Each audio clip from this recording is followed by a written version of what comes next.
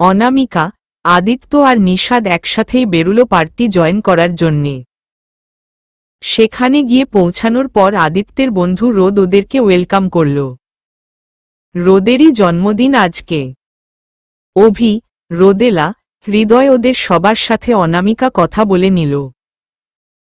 অভি বলল, বাহ, আজকে তো ভাবিকে একেবারে পরীর মতো লাগছে। এরপর আদিত্যের দিকে তাকিয়ে বলল, বন্ধু, আজকে ভাবিকে সামলে রাখিস, চুরি হয়ে যাওয়ার সম্ভাবনা আছে কিন্তু। ব্যাটা, আগে তুই নজর সরা। তোর চেয়ে বন্ধু মহলে কুনজরের মানুষ আর একটাও নেই। ছি আদি, এটা তুই বলতে পারলি? রোদেলা হেসে বলল, তোরা এখন ঝগড়া করবি নাকি? থামো এবার। হুদ্দাই তর্ক করে কথা বাড়াইস না। ওরা কথা বাড়ালো ন। অনামিকা আর রোদেলা খুব গল্প করছে। এক ফাঁকে অনামিকা অরুণিমাকে কল দিল।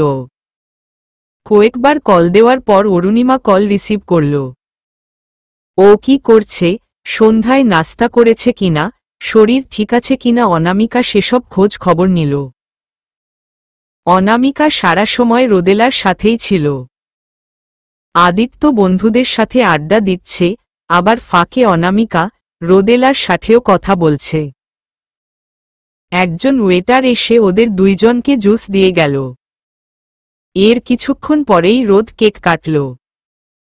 আদিত্য অনামিকার পাশেই দাঁড়িয়েছিল। হঠাৎ করে অনামিকা আদিত্যের গায়ের উপর ঢলে পড়ল। আদিত্য কোনোভাবে টাল সামলাল। হঠাৎ করে ঘটনাটা ঘটার কারণে প্রথমে আদিত্য বুঝতে উঠতে পারেনি। আদিত্য অনামিকার শরীরটা নিজের কোলের কাছে নিয়ে বসে আছে। অনামিকা অজ্ঞান হয়ে পড়ে আছে। মোটামুটি সবার ভিড় জমে গেছে আদিত্য আর অনামিকাকে ঘিরে।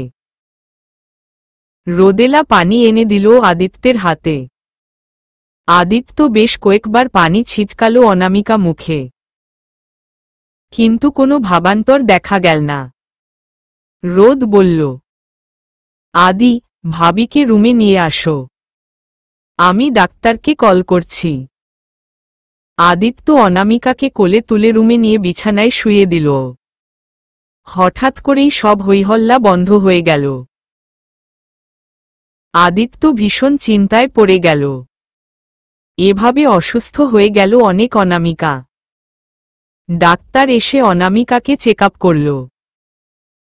এরপর একটা সুই দিয়ে বেরিয়ে এলো। আদিত্য জিজ্ঞেস করল, ওর কি হয়েছে ডক্টর? ওনার প্রেশার লো হয়ে পড়েছে। আমি একটা ইনজেকশন দিয়ে দিয়েছি, আর ওনাকে ডিম, দুধ, কলা এসব খাওয়াবেন নিয়ম করে। প্রেশার ঠিক হবে। আর কোনো সমস্যা নেই তো doctor? She is fine. Don't worry and take care of হার।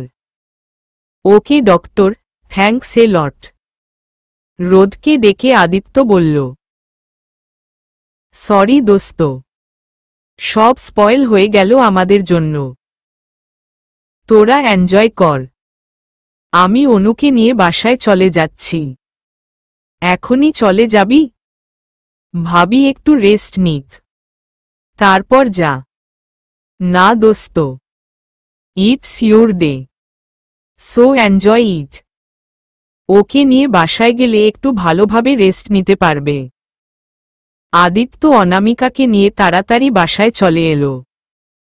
নিশাদও ওদের সাথে চলে এসেছে। বাসায় এসে অনামিকা ঘুমিয়ে রইল। ওর শাশুড়ি এসে এক গ্লাস গরম দুধ আর একটা সিদ্ধ ডিম খাইয়ে দিল ওকে। কিছুক্ষণ কথা বলল ওর সাথে। অরুণিমাও বসে অনেকক্ষণ খেয়াল রাখল ওর। এরপর আদিত্য বলল গিয়ে ঘুমিয়ে পড়তে। ও খেয়াল রাখতে পারবে। পরদিন সকালে অনামিকা সকাল সকাল উঠে পড়ল ঘুম থেকে। মাত্র সূর্য উঠছে। তাড়াতাড়ি করে আদিত্যকে ডেকে তুলল। আদিত্য ঘুমু ঘুমু চোখে উঠে চিন্তিত গলায় বলল, কিছু লাগবে চড়ুই পাখি?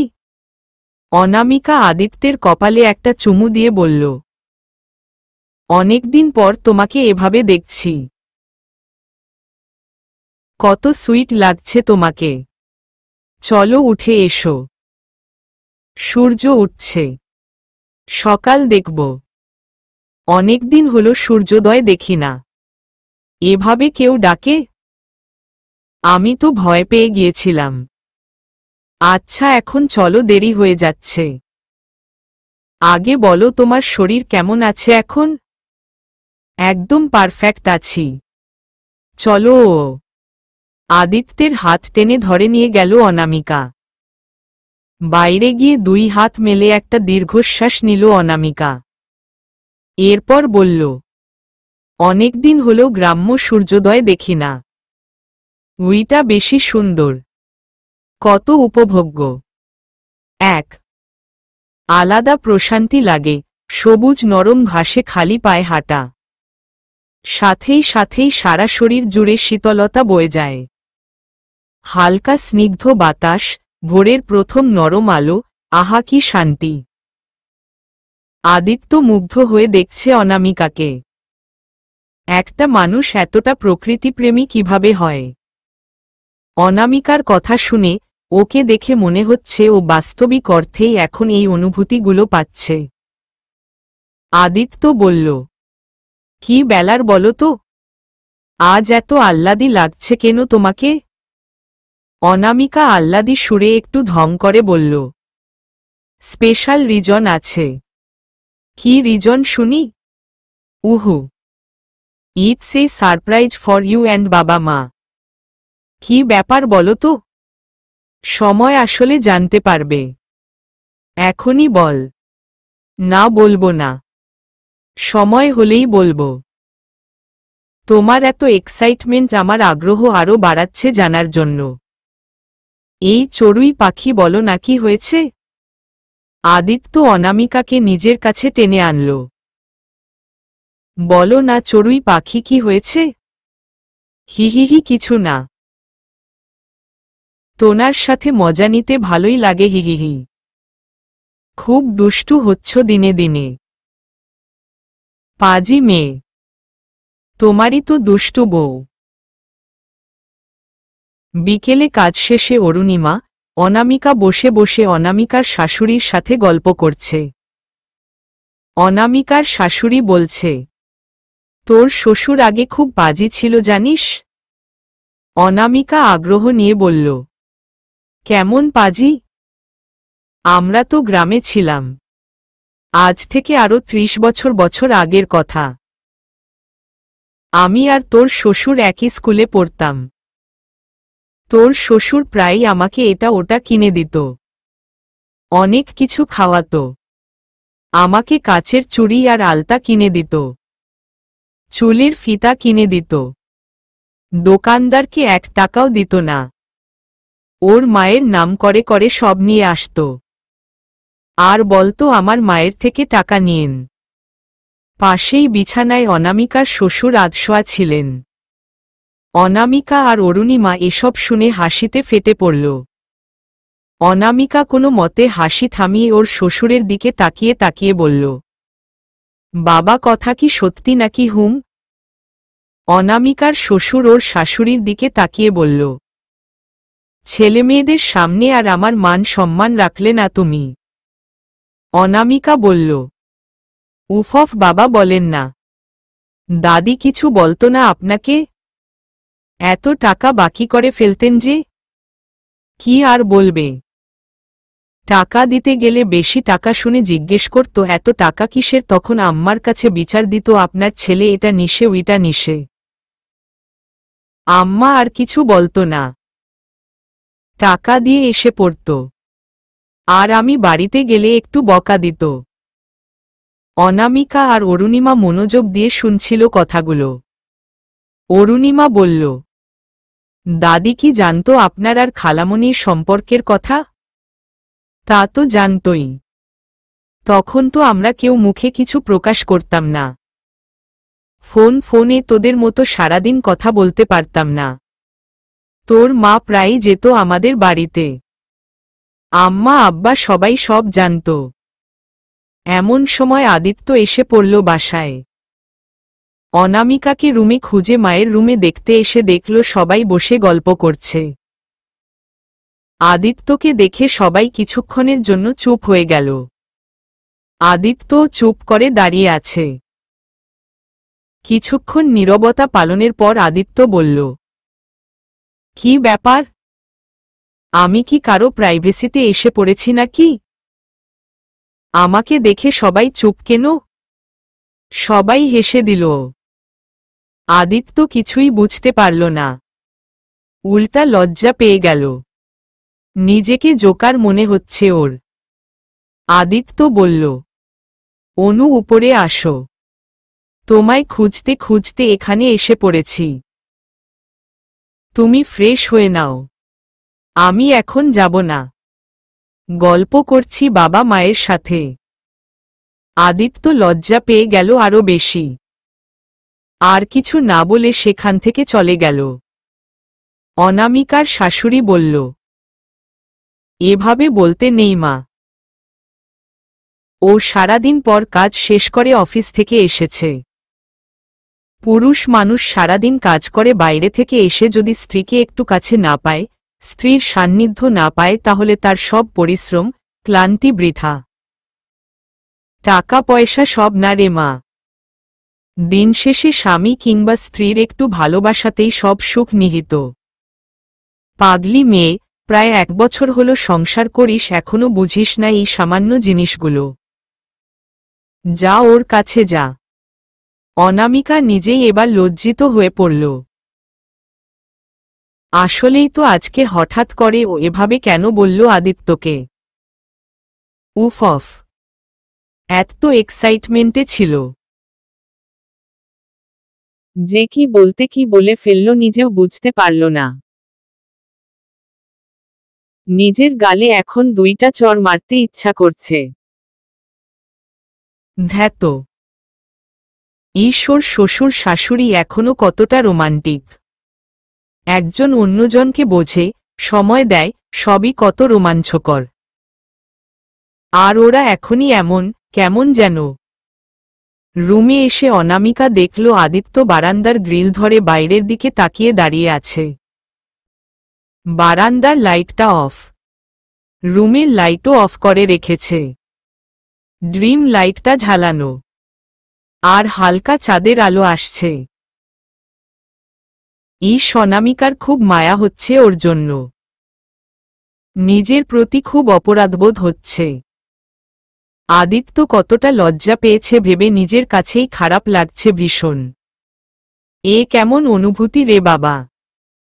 অনামিকা আদিত্যের পেছনে গিয়ে ওর 2 হাত আদিত্যের হাতের নিচ দিয়ে ওকে জড়িয়ে ধরল। মাথাটা আদিত্যের পিঠে ঠেকিয়ে বলল, সরি গো, আমি আসলে বুঝতে পারিনি তুমি কষ্ট পাবা। আসলে এত এক্সাইটেড ছিলাম, আর ওদের সাথে গল্পের এত ডুবে ছিলাম যে কি বলে ফেলেছি টেরই পাইনি। সরি, প্লিজ রাগ করো না। অনামিকার কান্না পেয়ে যাচ্ছে। আদিত্য ওর হাত দুটো শক্ত করে ধরে বলল, ইটস ওকে চড়ুই পাখি, তুমি রাগ করে আছো তাই না? না, আমি জানি তুমি রাগ করে আছো। প্লিজ এভাবে রাগ করো না। রাগ করিনি তো চড়ুই পাখি। না, তুমি রাগ করেছ। আমাকে শাস্তি দাও, না হলে নিজেকে শান্ত করতে পারব না। এবার আদিত্যের মাথায় একটা শয়তানি বুদ্ধি এলো।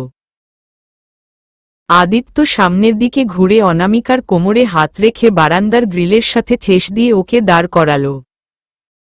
ওর গলার কাছে একটা হাত দিতে বলল, শাস্তি তো তোমাকে পেতেই হবে।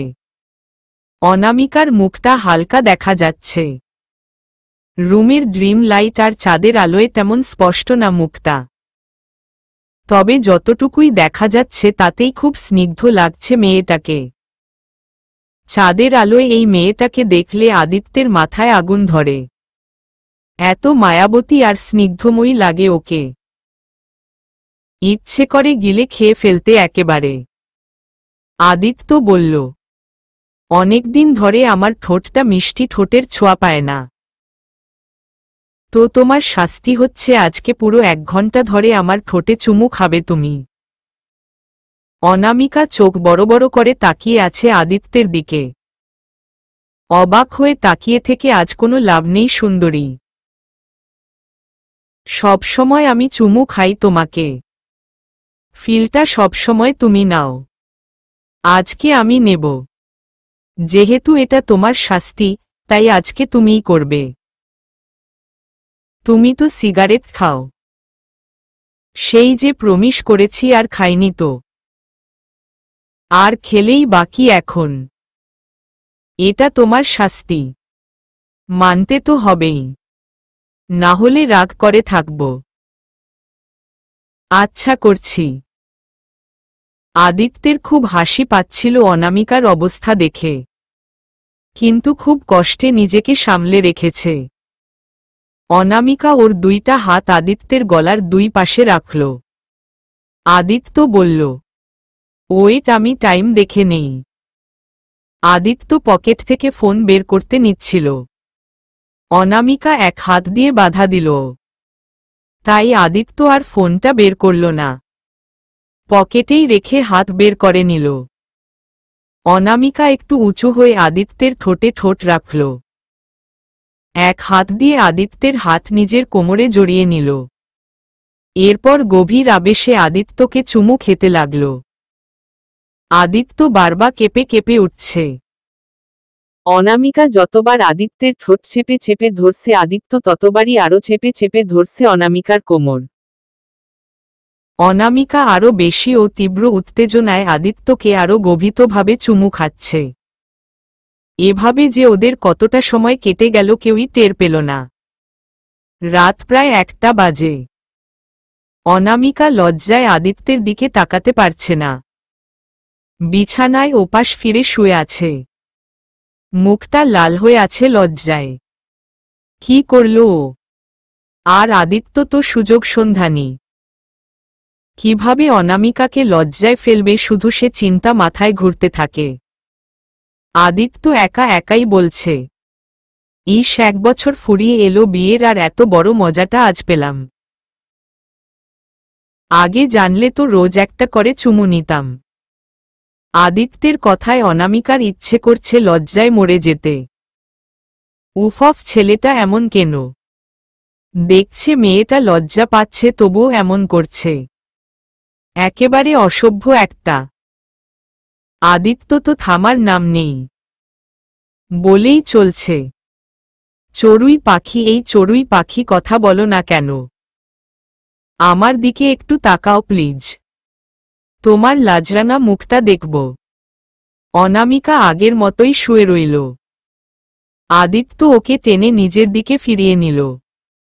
অনামিকা ওর মুখটা আদিত্যের বুকে গুজে রাখল। এরপর বলল, এমন করো না প্লিজ, আমার লজ্জা লাগছে খুব। তোমার লজ্জাটা দেখার জন্যেই তো এমন করছি, বুঝো না কেন? অনামিকা কয়টা কিল বসিয়ে দিল আদিত্যের বুকে। আদিত্য ওকে বুকে জড়িয়ে নিয়ে ঘুমিয়ে পড়ল। বেশ কয়েকবার অরুণিমাকে কল দিল নিষাদ। কয়েকবার কল দেওয়ার পর অরুণিমা কলটা রিসিভ করল। হ্যালো। এতবার কল দিলাম, কোথায় ছিলে? ঘুমিয়েছিলাম একটু। এই অসময়ে ঘুম? তুমি তো বিকালে ঘুমো না। খারাপ লাগছিল শরীরটা, তাই শুয়েছিলাম। কখন চোখ লেগে গেল টের পাইনি। আচ্ছা, একটু বসুন্ধরা আসতে পারবে? কেন? একটু কাজ আছে। আমি আছি এখানেই, 3rd ফ্লোরে আছি আমি। তুমি এসে আমাকে কল দিও। আচ্ছা। অরুণিমা ফ্রেশ হয়ে তৈরি হয়ে নিল। অনামিকার রুমের দিকে গিয়ে দেখল অনামিকা বারান্দায় বসে বসে ফোনে কথা বলছে। অরুণিমা ধীর পায়ে অনামিকার কাছে গেল। অনামিকার হাতে একটা বই ছিল। কথা বলা শেষে ফোনটা সাইড টেবিলের উপরে রেখে বই পড়ার মনোযোগ দিল। অরুণিমা ওর পাশে দাঁড়িয়ে ওর কাঁধে হাত দিয়ে বলল, বুবু। অনামিকা বইয়ের থেকে মুখ উঠিয়ে অরুণিমার দিকে তাকাল। এরপর বলল, কিরে, কোথাও যাচ্ছিস নাকি? হ্যাঁ বুবু, ওই নিশাদ কল করল তাই। আচ্ছা যা তাহলে। কিছু লাগবে তোর? আমার আবার কি লাগবে? বাইরে যাচ্ছিলাম তো, তাই ভাবলাম কিছু লাগবে কিনা। একটু আগে দুলাভাইকে ফোনে বলছিলি তোর কোনো আইসক্রিম খেতে ইচ্ছে করছে। ও রাতে আসার সময় নিয়ে আসবে ওরু। আমি আনি না বুবু, দুলাভাইয়ের আসতে তো আরো অনেক সময় লাগবে। আচ্ছা আসার সময় নিয়ে আসিস তাহলে। আচ্ছা বুবু, যাই তাহলে। অরুণিমা চলে যাচ্ছিল। অনামিকা অরুণিমাকে ডেকে বলল, যাই বলে না ওরু, আসি বলতে হয়।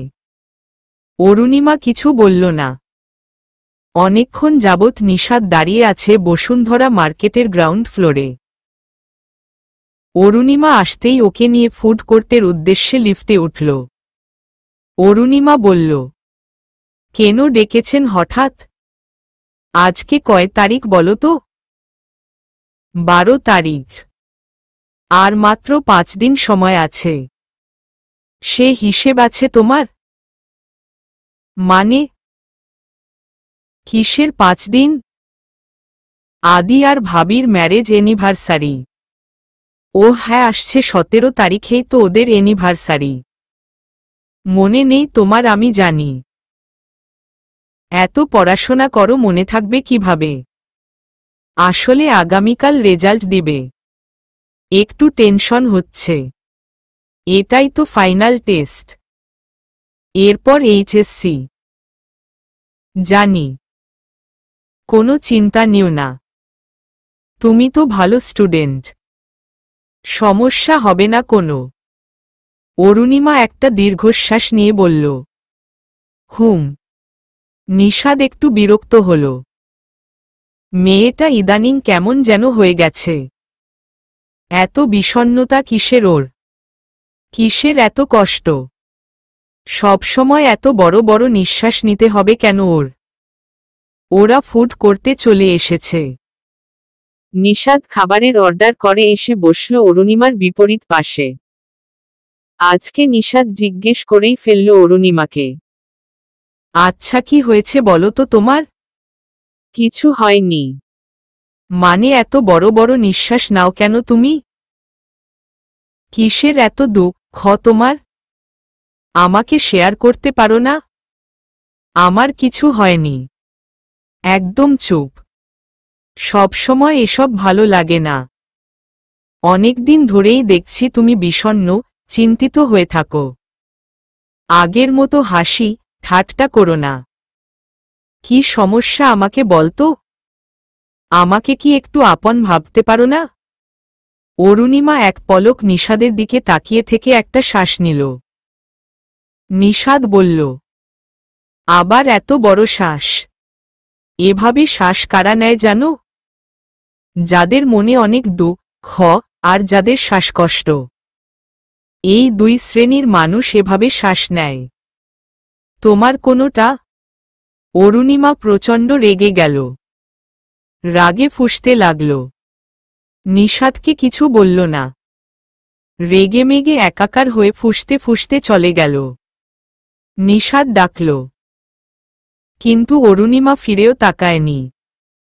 অরুণিমা যাওয়ার সাথেই ওয়েটার খাবার নিয়ে এলো। এবার নিশাদেরও প্রচণ্ড রাগ হল। খাবারগুলো কে খাবে এখন? নিশাদ খাবারের বিলটা দিয়ে সেখান থেকে চলে আসলো। ও জানে অরুণিমা কোথাও যাবে না, নিচে বা আশেপাশেই থাকবে। নিশাদ গ্রাউন্ড ফ্লোরে নেমে চারদিকে তাকিয়ে দেখে অরুণিমা কসমেটিক্সের দোকানে দাঁড়িয়ে কানের ঝুমকো দুল দেখছে। নিশাদ কিছুক্ষণ তাকিয়ে দেখল অরুণিমাকে। অরুণিমা সিলভার কালারের কয়েক জোড়া ঝুমকো দুল বারবার নেড়েচেড়ে দেখছে। কিছুক্ষণ পর নিশাদ ওর পাশে গিয়ে দাঁড়াল। এরপর এর বাহু চেপে ধরে বলল, চলো। অরুণিমা আচমকা নিষাদের স্পর্শ পেয়ে চমকে উঠল। নিষাদ আবার বলল, দাঁড়িয়ে আছো কেন? চলো। কোথায়? ফুড কোর্টে খাবার অর্ডার করেছিলাম। খাবারটা না খেয়েই চলে এসেছিলে। আসো আমার সাথে, খাবারগুলো খাবে। 12 টাকার খাবার অর্ডার করেছিলাম। এতগুলো টাকা কি নষ্ট করব নাকি? অরুণিমা অবাক হয়ে তাকিয়ে আছে নিষাদের দিকে। স্তব্ধতা কাটিয়ে অরুণিমা বলল, আমি ইয়াররিংস নিব। আপনি যান এখন। কি ইয়াররিংস নিবে? নিষাদ অরুণিমার হাত থেকে জোড়া ইয়াররিং নিয়ে বলল, এই সিলভার কালারের ইয়াররিংসগুলো? এগুলা মানুষে পরে? তোমার চয়েজ এত খারাপ কেন? দোকানের দিকে তাকিয়ে দেখো আরো কত সুন্দর সুন্দর স্টোনের ইয়াররিং আছে, তা না দেখে এসব কি দেখছ? নিষাদ ইয়াররিংগুলো বিক্রেতাকে দিয়ে অরুণিমাকে নিয়ে গেল ফুড কোর্টের দিকে। অরুণিমা বারবার বলছিল, আপনি এমন করছেন কেন?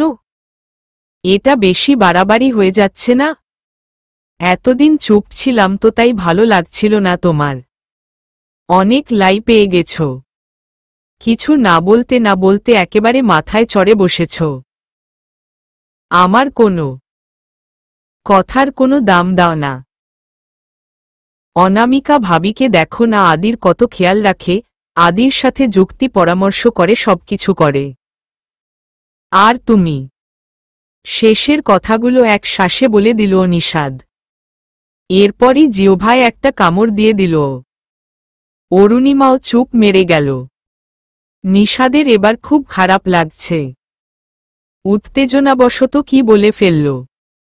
তুলনা জিনিসটা ও নিজেও পছন্দ করে না, অথচ মাত্রই ও অরুণিমাকে অনামিকার সাথে তুলনা করে বসল। মেয়েরা যতই একজন অপরজনের আপনজন হোক না কেন, অন্যজনের সাথে তুলনা করলে তাদের সেটা সহ্য হয় না। অরুণিমা আর একটা কথাও বলল না।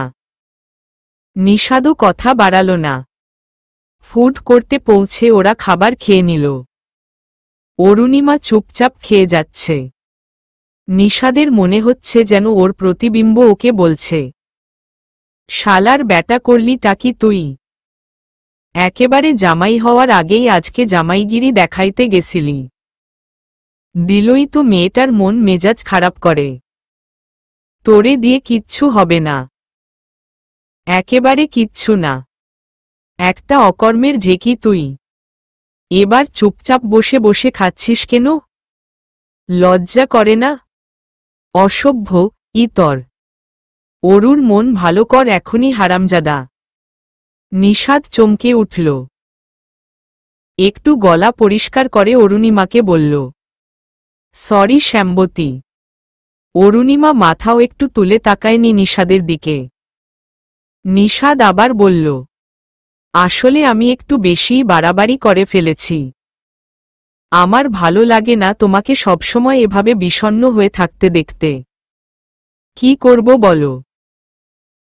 এভাবে বলে ফেলবো ভাবিনি। আসলে আমি এভাবে বলতে চাইনি। জানি।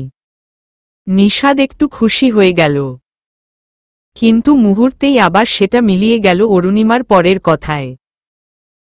অরুণিমা বলল, আমার প্রতি আপনার খুব রাগ, তাই এভাবে বলে ফেলেছেন। কিন্তু সত্যি তাই বলেছেন। রাগের মাথায় মানুষের মনের কথাই মুখ ফসকে বেরিয়ে আসে। আপনার মনেও এমন কিছু ছিল তাই সেটা বেরিয়ে এসেছে। অরুণিমা টিস্যু দিয়ে হাত মুছে বলল, আমার খাওয়া শেষ। এবার কি যাওয়া যাবে? এখানে তো খাওয়ার জন্য আসিনি। আদি আর ভাবির ম্যারেজ অ্যানিভার্সারির প্ল্যান করতে এসেছি। আমার ভালো লাগছে না এখন। অন্যদিন এ বিষয়ে কথা হবে। আর মাত্র 5 দিন বাকি ওরু। 5 দিন অনেক সময়। অরুণিমা আর অপেক্ষা না করে উঠে চলে গেল সেখান থেকে। কলিং বেলটা বেজেই যাচ্ছে অনেকক্ষণ যাবৎ। অনামিকা সন্ধ্যার নাস্তাটা খেয়ে মাত্রই আগাথা ক্রিস্টির দাহলো বইটা নিয়ে বসল। উঠে যেতে ইচ্ছে করছিল না আবার নিচে। অরুণিমা এসেছে বোধহয়। রাবেয়া খালা কোথায় কে জানে। অগত্যা উপায় না পেয়ে অনামিকা উঠে গেল দরজা খুলতে। দরজা খুলেই অনামিকা চমকে গেল আদিত্যকে দেখে। কি ব্যাপার, আজকে এত জলদি এসে পড়লে যে? জলদি আসায় কি সমস্যা হয়েছে? আসতে পারি না? না তা নয়, ঠিক তোমার তো আসতে 10টার কাছাকাছি বেজে যায়, তাই। আদিত্য একটা প্রশস্ত হাসি নিয়ে ঘরে ঢুকতে ঢুকতে বলল, আজকে কাজ শেষ তাই এসে পড়েছি। যে কাজগুলো বাকি ছিল সেগুলো বাসায় বসেও করতে পারবো ল্যাপটপে। ভাবলাম সময়টা কেন মিস করব, বউকে সময়টা দেই। আমি বসে ল্যাপটপে কাজ করব আর বউটা আমার কাঁধে মাথা দিয়ে বই পড়বে। কি রোমান্টিক না? খুব বেশি। এবার ফ্রেশ হয়ে নাও আগে, কিছু খেয়ে নাও। তা তো হবই। বাবা মা কোথায়? ওনারা ওনাদের রোম্যান্স নিয়ে ব্যস্ত। চলো আমরাও একটু ব্যস্ত হই। মায়ের দিব ধরে। যাও ফ্রেশ হয়ে নাও। কথা বলতে বলতে ওরা রুমে এসে পড়েছে। আদিত্য অফিস ব্যাগটা টেবিলের উপর রেখেই অনামিকাকে পেছনে থেকে জড়িয়ে ধরল। অনামিকা সামনের দিকে ঘুরে দাঁড়াল। এরপর আদিত্যের বুকে নাক ডুবিয়ে গভীর শ্বাস নিল। এরপর বলল, কতদিন পর এটা করেছি খবর আছে? জি আছে। কতদিন বলো তো? 12 দিন পর। ইস, 12টা দিন কত বেশি সময়, তাই না আদি? 12 যুগের মতো। আমি রোজ মিস করেছি জানো। জানি তো, কিছু করার ছিল না যে। আচ্ছা ওসব ছাড়ো, এখন তো এসব কোনো সমস্যা হচ্ছে না। আলহামদুলিল্লাহ, তোমাকে এখন কেউ কোনো আজেবাজে মেসেজ করে না। আল্লাহর দরবারে অনেক শুকরিয়া। আচ্ছা এবার একটু রোম্যান্স করি আসো, তারপর একসাথে গোসল করব। অনেকদিন তোমার গা ঘষে গোসল করিয়ে দেই না। ইস, নির্লজ্জ একটা। আহা, বউয়ের সামনে লজ্জা থাকলে জীবনটা বেদনার। অনামিকা কিছু বলল না। আদিত্য আবার বলল, এই চলো না একটু সুখের সাগরে ডুব দেই। বেশি না, 15 মিনিট জাস্ট প্লিজ চড়ুই পাখি। 15 সেকেন্ডও না। যাও ফ্রেশ হয়ে নাও গিয়ে। আচ্ছা আমার আইসক্রিম কই? হ্যাঁ, ইস একেবারে ভুলে গেছি আনতে। হ্যাঁ তা কেন মনে থাকবে? মনে তো থাকে শুধু 15 মিনিট 20 মিনিট। হা হা হা হা হা। তা তো অবশ্যই, কিন্তু আগের মতো মজা পাই না এসব বলে। আগে এসব বললে তুমি লজ্জায় লাল টুকটুকে হয়ে যেতে, ভারী মিষ্টি লাগত তোমাকে। এখন লজ্জা পেলেও আগের মতো মিষ্টি দেখায় না। অনামিকা একটু ন্যাকা ন্যাকা কণ্ঠে কাদো কাদো গলায় বলল, হ্যাঁ আমি পুরনো হয়ে গেছি, এখন আর আমাকে ভাল্লাগে না তোমার। নিশ্চয়ই নতুন কোনো মেয়ে স্টাফ এসেছে অফিসে। খুব সুন্দরী তাই না? এই জন্যেই তো বলি আমার জন্য কিছু আনতে বললে মনে থাকে না কেন, আমাকে আগের মতো ভালোবাসো না। অনামিকার ন্যাকা কান্নার জোর আরও বেড়ে গেল। আদিত্য বলল, যা বাবা, এখন সব দোষ আমার তাই না? একটু আগেই তো বলছিলাম ভালোবাসার কথা। উইটা ভালোবাসা না, তুমি আমাকে ভালোবাসো না। বলেই ভ্যা করে কাঁদতে লাগল অনামিকা। আদিত্য বুঝতে পেরে ওর মাথাটা নিজের বুকে চেপে ধরল আর বলল, ওরে টুনির মারে, কোথায় যাব তোমায় নিয়ে? হয়েছে হয়েছে, আর ঢং করতে হবে না। তুমি ছাড়া আর কোনো মেয়ের দিকে চোখ তুলেও তাকাই না। আর আমার নামে এত বড় অপবাদ দিল তুমি। অরুণিমা বাসায় এসেই অনামিকার রুমে আসলো ওর আইসক্রিম দেওয়ার জন্য। এসে ওদের জোড়াজোড়ির দৃশ্য দেখে আইসক্রিমটা ফ্রিজে রেখে রুমে চলে গেল। নিশাদ কয়েকবার কল করল, কিন্তু অরুণিমা বারবার কেটে দিচ্ছিল। এরপর বিরক্ত হয়ে ফোনটা অফ করে রাখল। ফোন বন্ধ করার পরেও নিশাদ কয়েকবার ট্রাই করল, এরপর আর কল দিল না। অরুণিমা বসে হুমায়ুন আহমেদের পুফি বইটি পড়ছিল। অনামিকা এসে বলল, কিরে অরু, কখন এসেছিস তুই? যখন তুই আর দুলাভাই রোম্যান্সে বিজি ছিলি তখনই। অনামিকা লজ্জা পেয়ে গেল। অরুণিমা বাঁকা হাসি হাসল। অনামিকা বলল, আচ্ছা শোন না, তোর ফোন বন্ধ কেন? একটু আমতা আমতা করে অরুণিমা বলল, নিশাদ বারবার কল দিচ্ছিল তো তাই অফ করে রেখেছি। একটু অবাক হয়ে অনামিকা বলল, কেন? ওর সাথে ঝগড়া হয়েছে? তেমন কিছু না, আসলে আমি বইটা পড়ছিলাম, আরও বারবার কল দিচ্ছিল। আমার বিরক্তবোধ হচ্ছিল তাই অফ করে রেখেছি। অনামিকা আর বেশি কিছু বলল না। নিশাদের সাথে ওর কথা হয়েছে, বিস্তারিত ও জানে। অরুণিমাকে কিছু জিজ্ঞেস করতে গেলে ও বুঝে যাবে, তাই অনামিকা আর কিছু জিজ্ঞেস করল না এ ব্যাপারে। নিশাদ বলেছিল অরুণিমাকে জিজ্ঞেস করতে ও কেন বিষণ্ণ থাকে। অরুণিমা বলল, বুবু, তোর আইসক্রিম নিয়ে এসেছি। তোর আর দুলাভাইয়ের রোম্যান্সে ঢুকতে চাইনি তাই ফ্রিজে রেখে দিয়েছি, খেয়ে নিস। তোর ফেভারিট চকলেট ফ্লেভারেরটা এনেছি। আচ্ছা, খাবো। অনামিকা একটু চুপ থেকে আবার ইনিয়ে বিনিয়ে অরুণিমাকে জিজ্ঞেস করল, তোর কি কোনো কারণে তোর মন খারাপ অরু? না তো বুবু। হঠাৎ এমন কথা কেন? আমাকে মিথ্যে বলিস? তোকে আমি নিজের হাতে বড় করেছি অরু।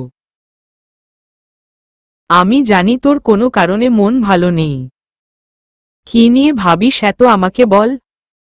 অরুণিমা মন খারাপ করে ফেলল। অনামিকার আর একটুও বুঝতে বাকি রইল না যে অরুণিমার মন ভালো নেই।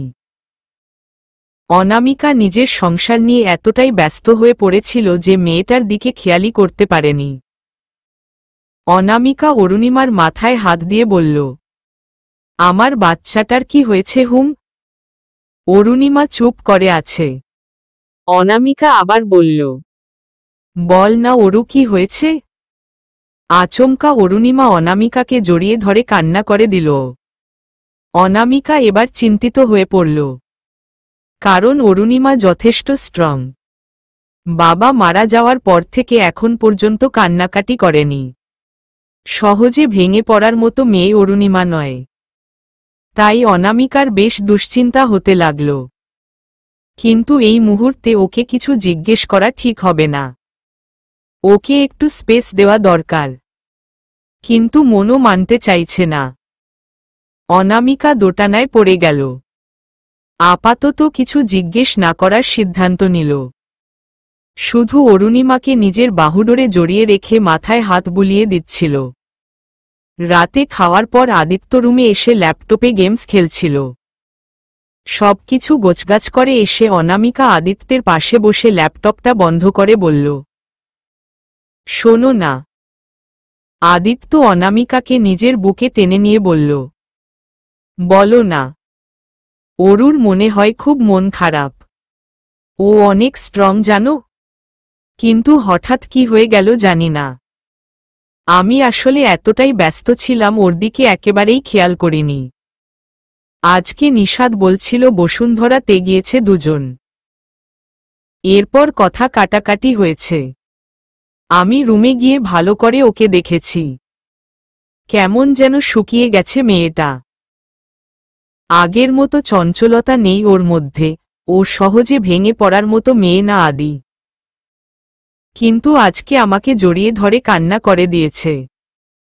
ওর কিছু একটা হয়েছে। জিজ্ঞেস করো নি কিছু? না। মনে হলো এখন জিজ্ঞেস করা ঠিক হবে না, তাই জিজ্ঞেস করিনি আর কিছু। আচ্ছা, ভালো করেছ। কালকে ছুটির দিন আছে আমার। একটু বাইরে যাব তোমাদের দুই বোনকে নিয়ে। সুযোগ বুঝে জিজ্ঞেস করে নিও। আচ্ছা, এবার আদর করো আমাকে। অনামিকা আদিত্যের দিকে তাকিয়ে থেকে বলল, কিসের আদর? উইয়ে সেদিনের মতো ঠোঁটে চুমু দাও। বয়েই গেছে দিতে। স্পেশাল জিনিস বেশি দেওয়া ভালো না, তাহলে স্পেশালিটি থাকে না। না দেওয়ার ধান্দা এসব। বুঝি না যেন আমি। বেশি বুঝো তাই এমন করো। আদিত্য অনামিকার ঘাড়ে মুখ গুজে দিল। আদিত্যের মুখের দাড়ির খোঁচায় অনামিকা কেঁপে উঠল। বলল, কি করছো? বউকে আদর করছি। ছাড়ো, এখন এসব করা যাবে না। আদিত্য মুখ উঠিয়ে বলল, কেন? এখন কি সমস্যা? আছে একটা সমস্যা। করা যাবে না মানে যাবে না। এত উত্তেজনা বাড়ালে পরে শেষ পর্যায়ে চলে যাবা। গেলাম না হয়। সমস্যা কোথায়? তুমি তো আমার বউই। এই তুমি চুপ করো। বেশি কথা বলছ। ভীষণ ঘুম পাচ্ছে। ঘুমাবো। আচ্ছা, বুকে আসো। শীত পড়তে শুরু করেছে। বউকে জড়িয়ে ধরে ঘুমালে শীত কম লাগবে। আসো আসো। তুমি এমনিতেই যা হট। অনামিকা লজ্জায় কুকড়ে যাচ্ছে। আদিত্য তো সুযোগ পেয়ে গেল। এই লাজরানা মুখটা দেখতে ভারী লাগে। অনামিকা লজ্জা ঢাকার চেষ্টা করে বলল, কালকে মা তাড়াতাড়ি উঠতে বলেছে। কাজ আছে কিছু? ঘুমাবো। ঘুমোতে দাও। আচ্ছা, আমি তো নিষেধ করছি না। ঘুমাও তুমি। তবে আমার বুকে গুটি মেরে শুতে হবে। তা তো ঘুমাবই। তোমার বুকই তো আমার বালিশ। আচ্ছা, এবার ঘুমাও এসে। সকালে কেন উঠতে হয় জলদি? মা তো কিছু বলেনি। শুধু বলল তাড়াতাড়ি উঠতে হবে। আর আমাকে একা উঠতে বলেনি। সাথে তোমারও উঠা লাগবে। ছুটির দিন। কোথায় বউকে বুকে জড়িয়ে শান্তিতে ঘুমাবো তা নয়, সকাল সকাল উঠতে হবে। বাবার কাছে নালিশ করতে হবে।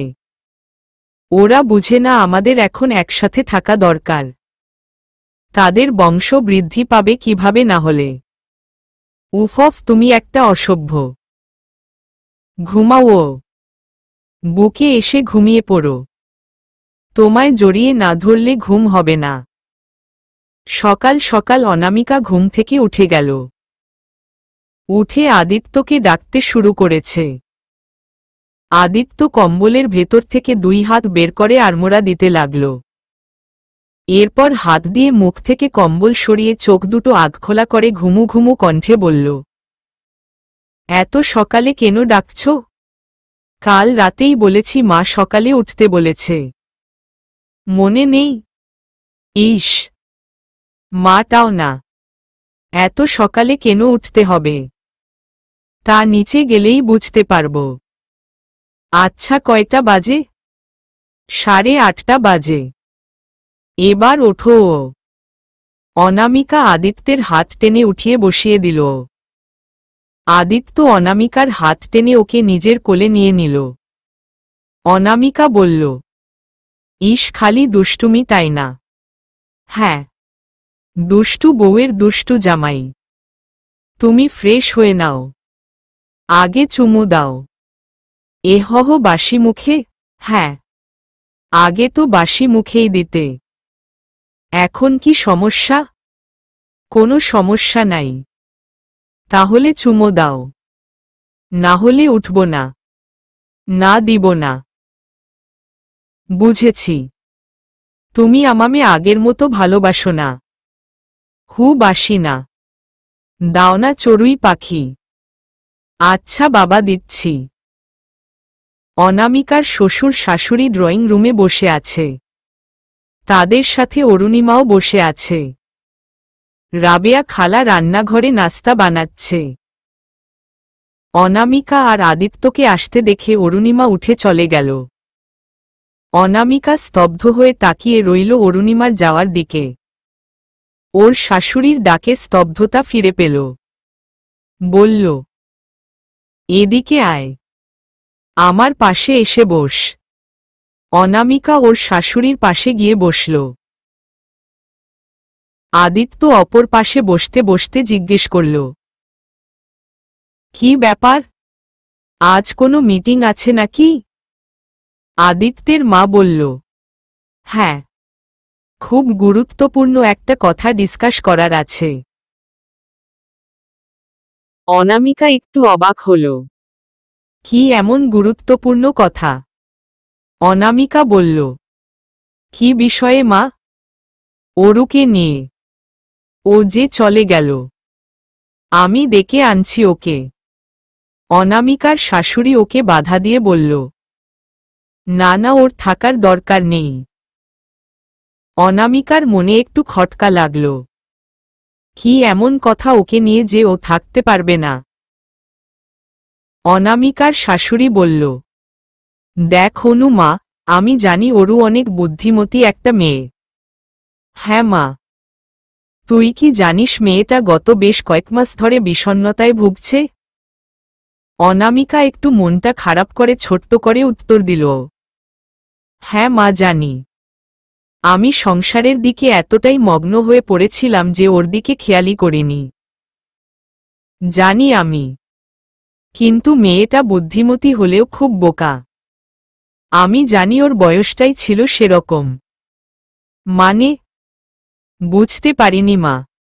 যে ছেলেটার সাথে অরুর সম্পর্ক ছিল, কি যেন নাম ছেলেটার? অনামিকা চুপ করে রইল। আদিত্য বলল, আসিফ। অনামিকার শাশুড়ি বলল, হ্যাঁ হ্যাঁ, আসিফ। অনামিকা একটু আদিত্যের দিকে তাকিয়ে আবার শাশুড়ির দিকে তাকিয়ে বলল, কি হয়েছে মা? অরুর কিছু ব্যক্তিগত ছবি আছে আসিফের কাছে। কথাটা শুনেই যেন অনামিকার মাথায় আকাশটা ভেঙে পড়ল। প্রচণ্ড পরিমাণে অবাক হয়ে স্তব্ধ হয়ে রইল মেয়েটা। আদিত্য বিস্ময়ের সর্বোচ্চ পর্যায়ে চলে গেল। অরুর মতো মেয়েটার কাছে এমন কিছু কখনোই আশা করেনি কেউ। ও যতটা চঞ্চল ততটাই কঠিন মনের মানুষ। কারো অন্যায় আবদারের কোনো জায়গা নেই ওর কাছে। কিন্তু সেই অরু। আড়ালে দাঁড়িয়ে অরুণিমা সবই শুনছিল ও দেখছিল। ওর ভেতরটা জ্বলে পড়ে যাচ্ছে। কি করলাম আমি? মাটিটা কেন দুভাগ হয়ে যাচ্ছে না? এ যন্ত্রণা আমি আর নিতে পারছি না। ক্রমশ বেড়েই চলেছে যন্ত্রণার আগুনটা। অনামিকার ভেতরটা জলে পুড়ে যাচ্ছে। লজ্জায় মাটির সাথে মিশে যেতে ইচ্ছে করছে ওর। অনামিকা সেখানে আর একটা কথাও না বলে নিজের রুমে চলে গেল। তার কিছুক্ষণ পর আদিত্য গেল। আদিত্য রুমে এসে দেখল অনামিকা ওর বাবার ছবির সামনে দাঁড়িয়ে সেদিকে তাকিয়ে অঝরে কান্না করছে। অনামিকাকে এভাবে দেখতে আদিত্যের খারাপ লাগছিল খুব। অনামিকার কাছে গিয়ে ওকে নিজের বুকে জড়িয়ে নিল আদিত্য। একটু শান্ত হওয়ার পর আদিত্য অনামিকাকে বলল, তুমি চিন্তা করো না। মা বলেছে তেমন বিশেষ ব্যক্তিগত কোনো ছবি নেই ছেলেটার কাছে। নরমালি একদম খোলামেলা ছবি আছে। কাপড় পরাই, জাস্ট নুডস নেই। শুকর গুজার করো যে এতটুকু বুদ্ধি ছিল মাথায় যে নেক্রো পিকচার্স দেয়নি। খোলামেলা ছবিগুলোই কি কম মনে হয় আদি? আজকাল কত রকমের ফটোশপ দিয়ে ছবি এডিট করা যায়, গ্রাফিক্যাল কাজ করে ভিডিও বানানো যায়। আমি বেঁচে আছি তো নাকি? আজকেই ওর থেকে সব ছবি, ভিডিও থাকলে ভিডিও নিয়ে আসব। তুমি অরুকে গিয়ে জিজ্ঞেস করে ডিটেইলস জানাও আমাকে। ছোটবেলা থেকে ওকে দুই হাতে বড় করে তুলেছি। কোনো সমস্যা হলেই দৌড়ে এসে আমার কাছে বলতো। আর ও এত বড় একটা কথা আমার থেকে গোপন করেছে। মাকে কিভাবে বলল এই কথাটা? একটুও কি লজ্জা করেনি ওর? শোনো চড়ুই পাখি, অরু নিজে থেকে মাকে কিছু বলেনি। মা আমাকে এখনই বলেছে, গতকাল রাতে অরু আসিফের সাথে ফোনে কথা বলছিল আর কান্নাকাটি করছিল, তখন মা শুনেছে। ওর কথা শেষ হওয়ার পর মা ওকে গিয়ে জিজ্ঞেস করেছে কি হয়েছে। তখন ও মাকে জড়িয়ে ধরে অনেক কান্নাকাটি করছিল আর সব খুলে বলেছে। তুমি একটু পর ওকে জিজ্ঞেস করে জেনে নিও সব। আচ্ছা, একদম মন খারাপ করো না, আমি আছি তো নাকি? হুম। সকালে অরুণিমা নাস্তাও করেনি। সেই যে ড্রয়িং রুম থেকে নিজের রুমে গিয়ে বসল আর বেরো হয়নি। বেলা 12টা বাজতে চলল। অনামিকা নাস্তা নিয়ে গেল অরুণিমার রুমে। দরজাটা আটকানো। অনামিকা কয়েকবার দরজায় টোকা দিল, কিন্তু কোনো সারা শব্দ পাওয়া গেল না। অরু দরজাটা খোল লক্ষ্মীটি। অরুণিমার ভেতরটা জ্বলে যাচ্ছে যেন। অনামিকার এত সুন্দর আর আদর মাখানো ডাকে ওর নিজের প্রতি আরও বেশি ঘৃণা হচ্ছে। অনামিকার আরও কয়েকবার ডাকার পর অরুণিমা এসে দরজাটা খুলে এক পলক অনামিকার দিকে তাকিয়ে থেকে ভেতরে চলে গেল আবার। অরুণিমাকে দেখে অনামিকার মনটা আরও ভেঙে গেল। সারা সকাল বোধহয় কান্না করেই কাটিয়েছে। চোখ দুটো ফুলে লাল হয়ে আছে। বিছানায় বসে অনামিকা অরুণিমার পাশে বসল। রুটিতে সবজি নিয়ে অরুণিমার দিল এগিয়ে দিল। অরুণিমা ডানে বাম দুদিকে মাথা নেড়ে নাসূচক উত্তর দিল। অনামিকা বলল, সকাল থেকে কিছু খাসনি অরু, অল্প একটু খেয়ে নে।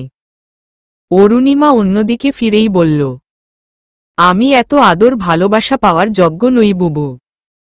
দেখ অরু, আমি জানি তোর মানসিক অবস্থা এখন ভালো নেই, তাই সকাল থেকে আসিনি। তোকে একা থাকতে দিয়েছি, কিন্তু মনটা মানছে না রে। তুই তো আমার সন্তানের মতোই। ছোট থেকে নিজ হাতে তোকে বড় করে তুলেছি। অনামিকার কথাগুলো ধারালো ছুরির মতো আঘাত করছে অরুণিমার বুকে। ও তো এতটা ভালোবাসা পাওয়ার যোগ্য না এখন আর। অনামিকা কেন ওকে এত আদর যত্ন করে কথা বলছে? অরুণিমা বিছানা থেকে ফ্লোরে বসে অনামিকার দুই পা জড়িয়ে ধরে কান্না করতে করতে বলল, এত ভালোবাসা দিস না বুবু। আমাকে বকা দে, মার, তবুও এত ভালোবাসা দেখাস না আমাকে এখন। দোহাই লাগে বুবু, আমি তোদের ভালোবাসার যোগ্য না। তোদের এ ভালোবাসামূলক কথাগুলো আমার মনটাকে আরো বেশি ভেঙেচুরে দিচ্ছে। অনামিকা অরুণিমাকে উঠিয়ে পাশে বসাল। এরপর চোখের পানি মুছে দিয়ে বলল, এমন করিস না রে অরু। মা থাকলে তোকে একা ফেলে দিত না, তোর সমস্যার সমাধান বের করত। বাবা মা দুইজনেই তো তোর দায়িত্বটা আমাকে দিয়ে গেছে তাই না বল? কি হয়েছে আমাকে একটু খুলে লক্ষ্মী বোন আমার? অরুণিমা সব খুলে বলল অনামিকাকে। সব শোনার পর অনামিকা অরুণিমার চোখের পানি মুছে দিল যত্ন করে। আর বলল, এসব নিয়ে আর চিন্তা করিস না, আদি সব দেখে নিবে, বেশি ঝামেলা হবে না। নিশাদের ব্যাপারটা নিয়ে ভাবিস না তুই, ওকে না জানালেই তো হবে। অরুণিমা চোখ ছানাবড়া করে বলল, এসব কি বলছিস বুবু? শোন অরু, প্রায় সব মানুষের জীবনেই খারাপ অতীত থাকে। সেটার কারণে কি ভবিষ্যৎ থেমে থাকে বল? কিন্তু বুবু এমনটা হলে কি নিশাদের সাথে বেইমানি করা হবে না? অনামিকা এক মুহূর্ত কিছু একটা ভেবে বলল, আচ্ছা এ ব্যাপারে চিন্তা করিস না এখন। এ ব্যাপারে আদির সাথে আমি কথা বলবো। অরুণিমা ওর বাম হাতে নিশাদের পরিয়ে দেওয়া রিংটার দিকে কয়েক মুহূর্ত তাকিয়ে থেকে বলল, না বুবু, আমি নিজেই নিশাদকে এসব ব্যাপারে ক্লিয়ার করতে চাই। একটা সম্পর্ক আমি মিথ্যে দিয়ে শুরু করতে চাই না। যদি ও সম্পর্কটা ভেঙে দেয়, তুই তো জানিস ওর মা কেমন। ভেঙে গেলে ভেঙে যাক বুবু, অন্তত বিয়ের পর জানাজানি হলে সংসারে অশান্তি হওয়ার হাত থেকে তো রক্ষা পাব। কিন্তু অরু, আদি আজকেই আসিফের বাসায় গিয়ে সব নিয়ে আসবে যেভাবেই হোক। নিশাদকে জানানোর কি দরকার বুঝতে পারছি না। জানি না বুবু, তবে এটা অনেক বড় একটা অন্যায় করা হবে ওর সাথে। তাই আমি সত্যিটা জানিয়ে দিতে চাই ওকে। অনেকদিন ধরেই আমি এসব বলার জন্য ভাবছিলাম। আচ্ছা, যা করিস বুঝে শুনে করিস। আচ্ছা বুবু, এখন হা কর, খাইয়ে দেই। সকাল থেকে না খেয়ে পড়ে আছিস। আর চিন্তা করিস না, আমরা আছি তো। সব ঠিক হয়ে যাবে, আল্লাহ ভরসা। দুপুরে গোসল খাওয়া শেষে অরুণিমা ঘুমিয়েছিল। বিকালে নিশাদ কল দিচ্ছিল বারবার। নিশাদের কলে ওর ঘুম ভাঙল। অরুণিমা শোয়া থেকে উঠে বসল। ফোনটা হাতে নিয়ে স্ক্রিনের দিকে তাকিয়ে আছে। ফোন স্ক্রিনে বারবার নিশাদের নাম্বারটা ভেসে উঠছে। অনিচ্ছা সত্ত্বেও অরুণিমা কলটা রিসিভ করল। কল রিসিভ করতেই ওপাশ থেকে নিশাদ বলল, ঘুমাচ্ছিলে তাই না? হুম। সরি, তোমার ঘুমটা ভাঙিয়ে দিলাম আমি। It's okay. মন খারাপ? না। কি হয়েছে বলো? কিছু না। কালকের ঘটনা নিয়ে আমার উপর এখনো রেগে আছো তাই না? না। ওহহ। অরুণিমা কিছুক্ষণ চুপ থেকে বলল, কোথায় আছেন আপনি? এই তো অফিসেই আছি। ওহহ। কেন? দেখা করতে পারবেন একটু? একটু? হুম। পুরোটা করা যায় না? কথাটা বলে নিশাদ হেসে দিল। অরুণিমার হাসি পাচ্ছে কিন্তু পরিস্থিতি ওকে বাধা দিচ্ছে। ইচ্ছা থাকার পরেও পারছে না হাসতে। নিশাদ বলল, কোথায় আসবে বলো? আপনি ইকো পার্কে চলে আসবেন। আমি একটু পরেই বের হব ফ্রেশ হয়ে। ওকে শ্যামবতী। কামিং। রাখছি। আজকে নিশাদের অনেক খুশি খুশি লাগছে নিজেকে। অরুণিমা এতদিনে নিজে থেকে দেখা করতে চেয়েছে ওর সাথে। এর চেয়ে সুখের আর কি হতে পারে ওর জন্য। একা একাই ওকে হাসতে দেখে অন্যান্য কলিগরা জিজ্ঞেস করল ওর হাসির রহস্য। তখন নিশাদ বলল, স্পেশাল মানুষটার সাথে দেখা করতে যাব। এই প্রথম নিজে থেকে দেখা করতে চেয়েছে। অরুণিমা আগেই এসে পড়েছে। বসে আছে আর নিজেকে প্রস্তুত করছে নিশাদের কাছে সত্যিটা বলার জন্য। কিছুক্ষণের মধ্যেই নিশাদ চলে এসেছে। অরুণিমাকে দেখেই ওর ভিতরটা ছ্যাঁত করে উঠল। ওর পাশে এসে বসেই বলল, কি হয়েছে শ্যামবতী? তোমার চোখ ফুলে আছে কেন? কেউ কিছু বলেছে? কান্না করেছ খুব তাই না? নিশাদ অরুণিমার দুইটা হাত ধরে ফেলল। বলল, কি হয়েছে আমাকে বলো। কেউ কিছু বলেছে তোমাকে? রিল্যাক্স। কেউ কিছু বলেনি। তাহলে তোমার চোখমুখ এমন ফোলা ফোলা লাগছে কেন? হ্যাঁ, এটার কারণ বলার জন্যেই ডেকেছি আপনাকে। ভাবলাম আর লুকিয়ে রেখে লাভ নেই। কি হয়েছে অরু? বলছি। ওইট, তোমার জন্য একটা জিনিস আছে। কি জিনিস? চোখ বন্ধ করো আগে। আগে আমার কথাটা বলি। না, আগে জিনিসটা তোমাকে দিব। তারপর সব কথা। কিন্তু, কোনো কিন্তু নয়। চোখ বন্ধ করো। নিরুপায় হয়ে অরুণিমা ওকে বলে চোখ দুটো বন্ধ করল। নিশাদ হাতে আসে এমন মোটামুটি একটা মাঝারি সাইজের কাঠের বক্স অরুণিমার হাতে দিয়ে বলল, এবার চোখ খোল। অরুণিমা চোখ খুলে কিছুক্ষণ বক্সটার দিকে তাকিয়ে থেকে বলল, কি এটা? খুলে দেখো। অরুণিমা বক্সটা খুলে অবাক হয়ে একবার বক্সের দিকে আবার নিশাদের দিকে তাকাল। নিশাদের ঠোঁটে বাঁকা হাসি। অরুণিমা বলল, এটা কেন নিলেন? তোমার পছন্দ ছিল তাই। কাল তো আপনি বলেছিলেন এগুলা মানুষ পড়ে না, সুন্দর না। দোকানদারকে ফেরত দিয়ে দিল। উইটা তো তোমাকে রাগানোর জন্য বলেছিলাম। এগুলোই সুন্দর। কয় জোড়া ইয়াররিং এখানে? উইখানে এই সিলভারের মধ্যে যত জোড়া ছিল সবগুলো থেকেই এক জোড়া করে দিতে বলেছিলাম। মনে হয় 22 জোড়া আছে। সাথে 3টা টিকলি আর 4টা গলার হারও আছে। দেখো তুমি। অরুণিমা কয়টা হাতে নিয়ে দেখল। মুহূর্তেই ওর মনটা খারাপ হয়ে গেল। ও তো এতটা ভালোবাসা পাওয়ার যোগ্য না। নিশাদ যখন জানতে পারবে ওর প্রাক্তনের কাছে ওর ব্যক্তিগত ছবি আছে, তখন আর এই ভালোবাসাটা থাকবে না। মন বারবার বলছে নিশাদকে কিছু না বলতে, কিন্তু মস্তিষ্ক বলছে বলে দিতে। অরুণিমাও মস্তিষ্কের কথাই শুনবে। সবসময় সবকিছু মন দিয়ে বিবেচনা করা যায় না। তাই অরুণিমা সিদ্ধান্ত নিল বলেই দিবে। এতে যা হবার হবে।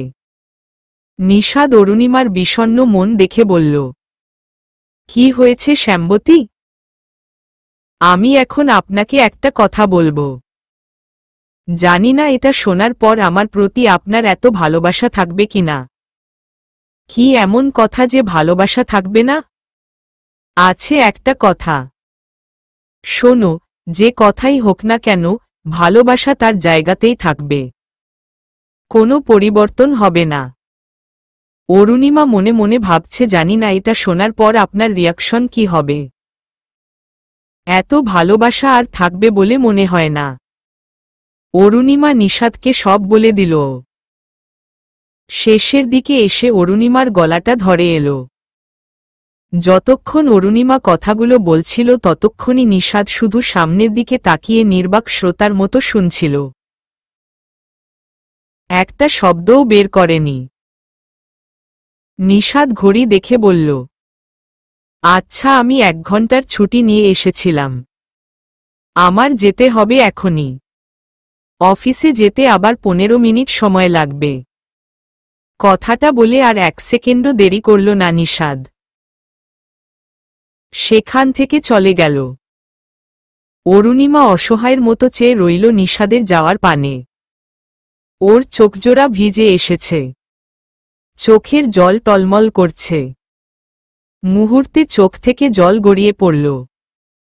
অরুণিমা আনমনে বলল, আমি জানতাম সত্যিটা জানার পর আপনার ভালোবাসাটা আর আগের মতো থাকবে না। একটা দীর্ঘশ্বাস ফেলল অরুণিমা। সন্ধ্যায় আদিত্য বাসায় ফিরে আসার পর অনামিকা জিজ্ঞেস করল, এনেছ? হুম। সব দিয়ে দিল? ঝামেলা করেনি কোনো? ঝামেলা তো করবেই। তবে ঝামেলার ঔষধ আমি দিতে জানি। কোনো কপি বাকি নেই তো? উহু, সব নিয়ে এসেছি। ওর ল্যাপটপ, ফোন সব ভালো করে চেক করেছি। কোনো ঝামেলা করতে পারবে না আর। অনামিকা একটা দীর্ঘশ্বাস নিয়ে বলল, আল্লাহর অনেক শুকরিয়া। তোমাকেও অনেক অনেক ধন্যবাদ। আদিত্য অনামিকার হাতটা টান দিয়ে বুকের সাথে ওকে সেটিয়ে বলল, ধন্যবাদ? কাছের মানুষকে ধন্যবাদ দিতে হয় না জানো না? আর আমি তো তোমার স্বামী। অনামিকা আদিত্যের দিকে তাকিয়ে বলল, না মানে উত্তেজনার বশে বলে ফেলেছি। তোমার জন্যে তো ভালোবাসা। আহা হাহা, এত ভালোবাসা রাখবো কোথায় শুনি? হৃদয়ের মণিকোঠায়। উমম, তা রাখা যায়? তুমি জানো না কত বড় উপকার করেছ আদি। হয়েছে, অরু তোমার বোন, আমার কিছু না যেন। একেবারে ধন্যবাদ এটা সেটা বলে উল্টিয়ে ফেলছ। না মানে? আদিত্য অনামিকার ঠোঁটে লম্বালম্বিভাবে হাত দিয়ে বলল।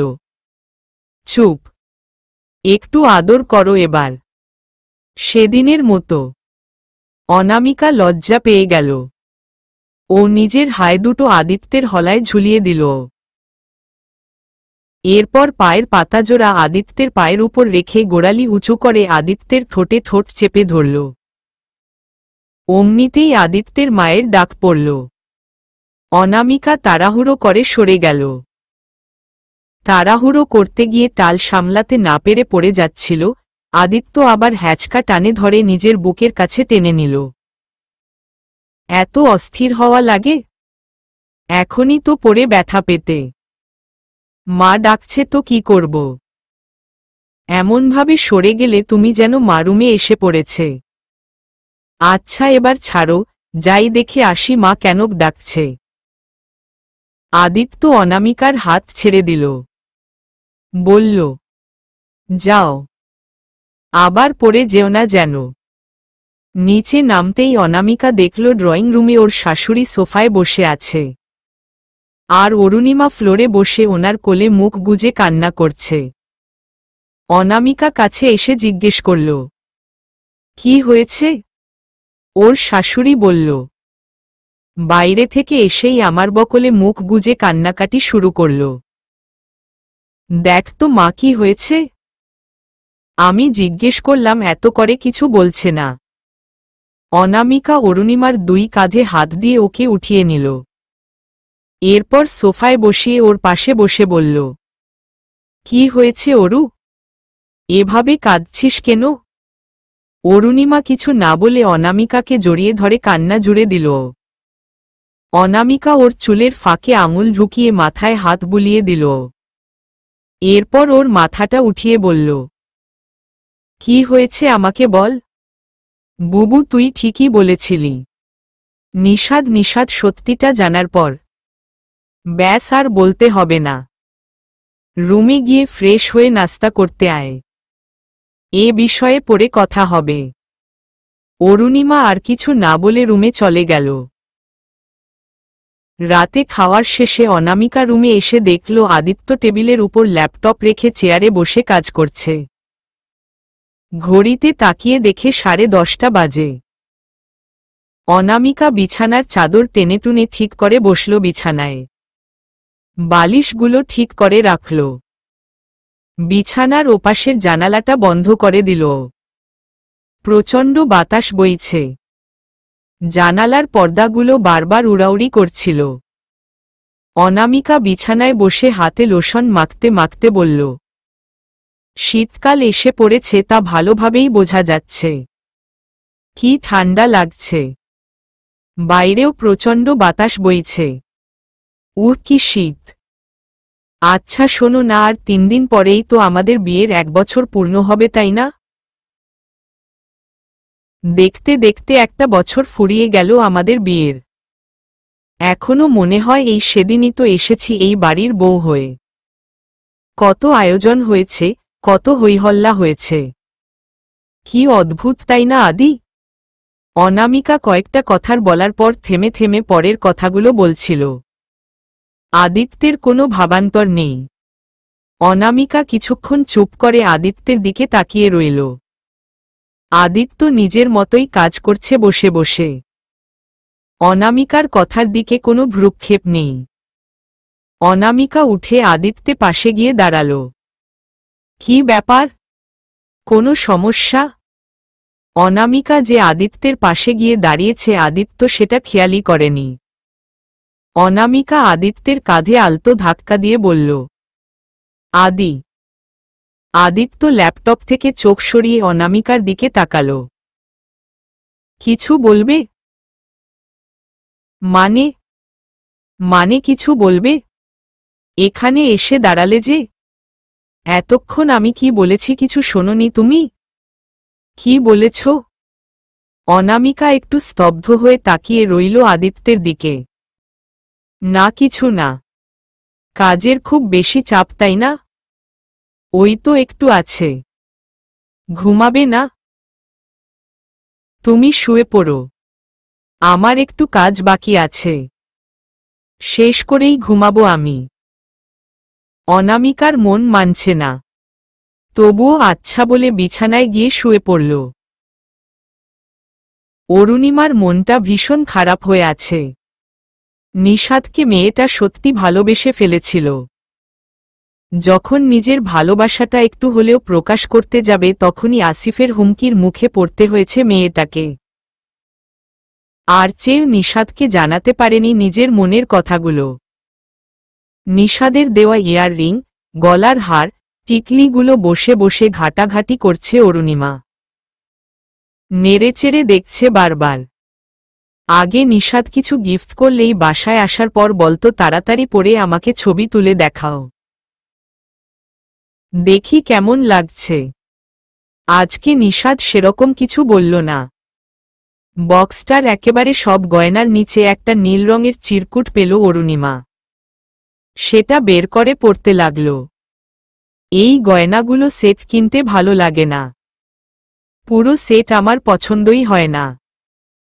তাই আলাদা আলাদা ম্যাচিং করা দুল, টিকলি, চুড়ি, গলার হার কিনে পুরো সেট বানিয়ে দিলাম কয়টা। ইচ্ছে হলে সেট করে পড়তে পারো, আবার সেট ছাড়াও পড়তে পারবে।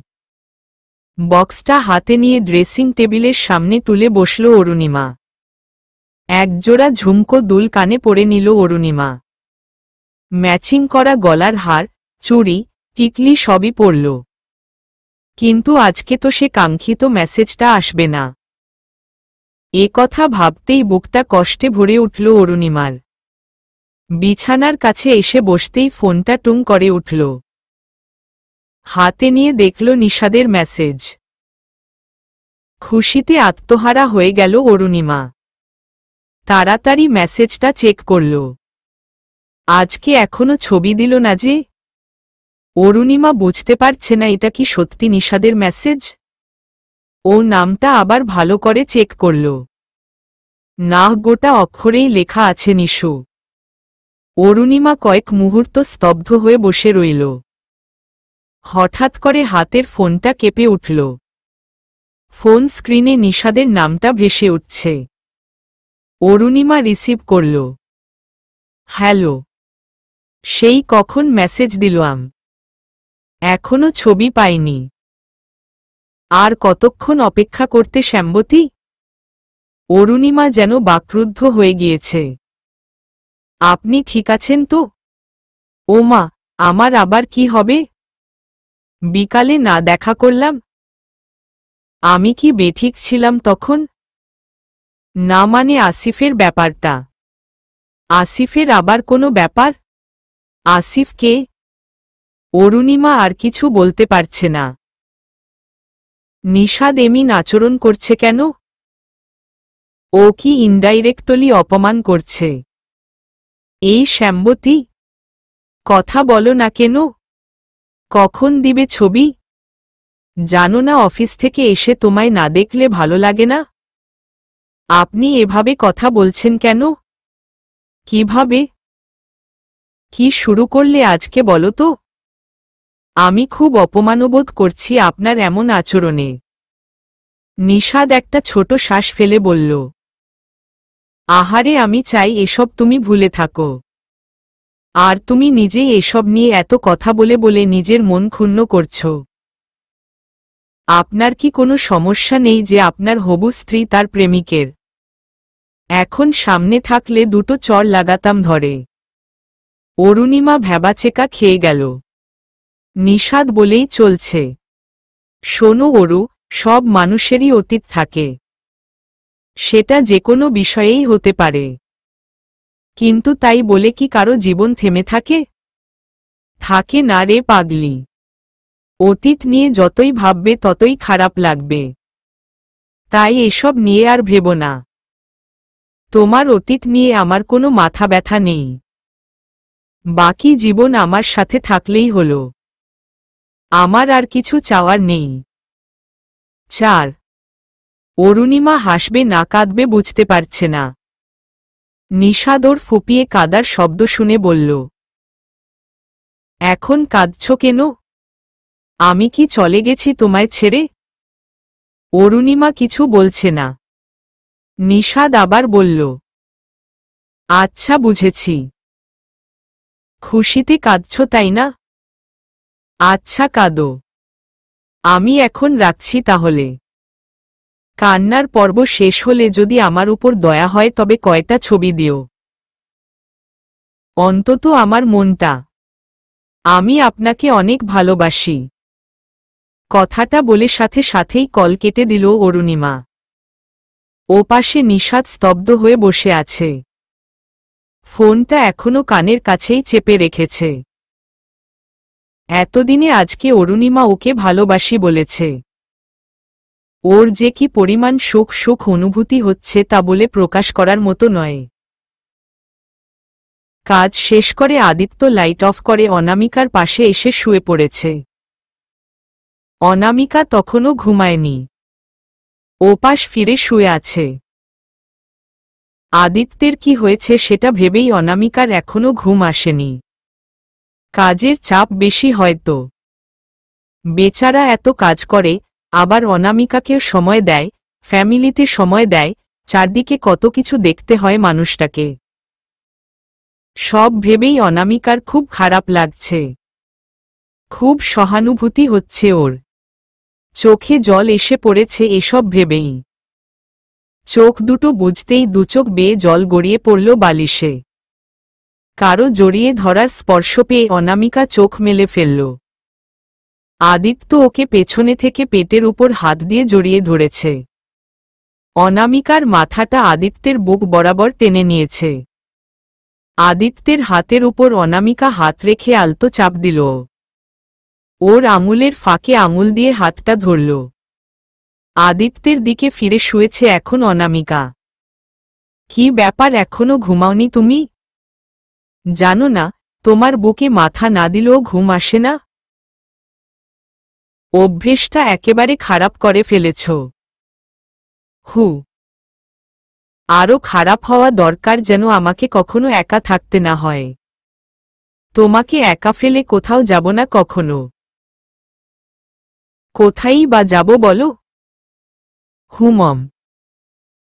খুব টেনশন তোমার তাই না? ওই আর কি, একটু কাজের চাপ। তা তোমার কাজকর্ম কেমন যাচ্ছে? ভালোই যাচ্ছে। একটা কথা বলতে ভুলে গিয়েছি। কি কথা? একটা প্রজেক্ট হাতে পেয়েছি।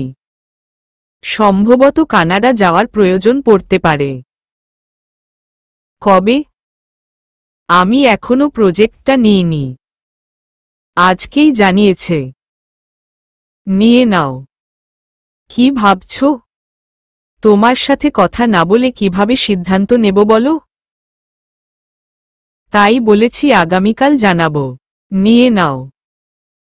এসব ইন্টারন্যাশনাল সুযোগ বারবার আসে না চড়ুই পাখি। আচ্ছা। এখন ঘুমাও।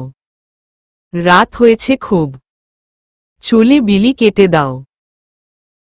আদিত্য অনামিকার কপালে একটা চুমো দিয়ে ওর চুলের ফাঁকে আঙুল ঢুকিয়ে বিলি কেটে দিতে লাগল। অনামিকার চোখ দুটো বুজে এসেছে। সকাল সকাল অরুণিমা বেরিয়েছে বাসা থেকে। আজকে টেস্টের রেজাল্ট দিবে। রেজাল্ট নিয়ে সোজা চলে যাবে নিশাদের কাছে। রেজাল্টের চিন্তায় মেয়েটার মুখটা একেবারেই ফ্যাকাশে হয়ে গিয়েছে। আজকে কাজলও লাগায়নি। কাজল লাগাওনি কেন? সে যাই হোক বুঝিয়ে বলা যাবে ওকে। অরুণিমা নিশাদের সাথে একটা পার্কে গিয়েছে। খোলামেলা, ঠান্ডা বাতাস। রোদের তেমন তীব্রতা নেই। কি ম্যাডাম রেজাল্ট কি হয়েছে? খুব ভালো হয়েছে। অনেক টেনশনে ছিলাম। বলেছি না এত টেনশন করো না। তুমি ভালো রেজাল্ট করবে? হুম। দেখলে তো আমার কথাই সত্যি হলো। বলেছিলাম না খুব ভালো রেজাল্ট হবে? হুম। আচ্ছা, কাল রাতে কল কেটে দিল কেন? ছবিও দিল না। এতবার কল দিলাম, এত মেসেজ দিলাম, কোনোটারই রিপ্লাই পেলাম না। সমস্যা কি? অরুণিমা লজ্জায় কুঁকড়ে যাচ্ছে। নিশাদের কি দরকার ছিল রাতের কথাটা তোলার? একেবারেই দুষ্টু একটা ছেলে। কি হলো শ্যামবতী? না, কিছু না। বাহ, লজ্জা পেলে তো ভারী মিষ্টি লাগে তোমায়। আরেকবার বলো, বা কাল রাতে যেটা বলে ফোন কেটে দিল। পারবো না। আচ্ছা, পারতে হবে না। শোনো কি বলি। হুম। জানি কি বলবেন। আগামীকাল বুবু আর দুলাভাইয়ের ম্যারেজ অ্যানিভার্সারি।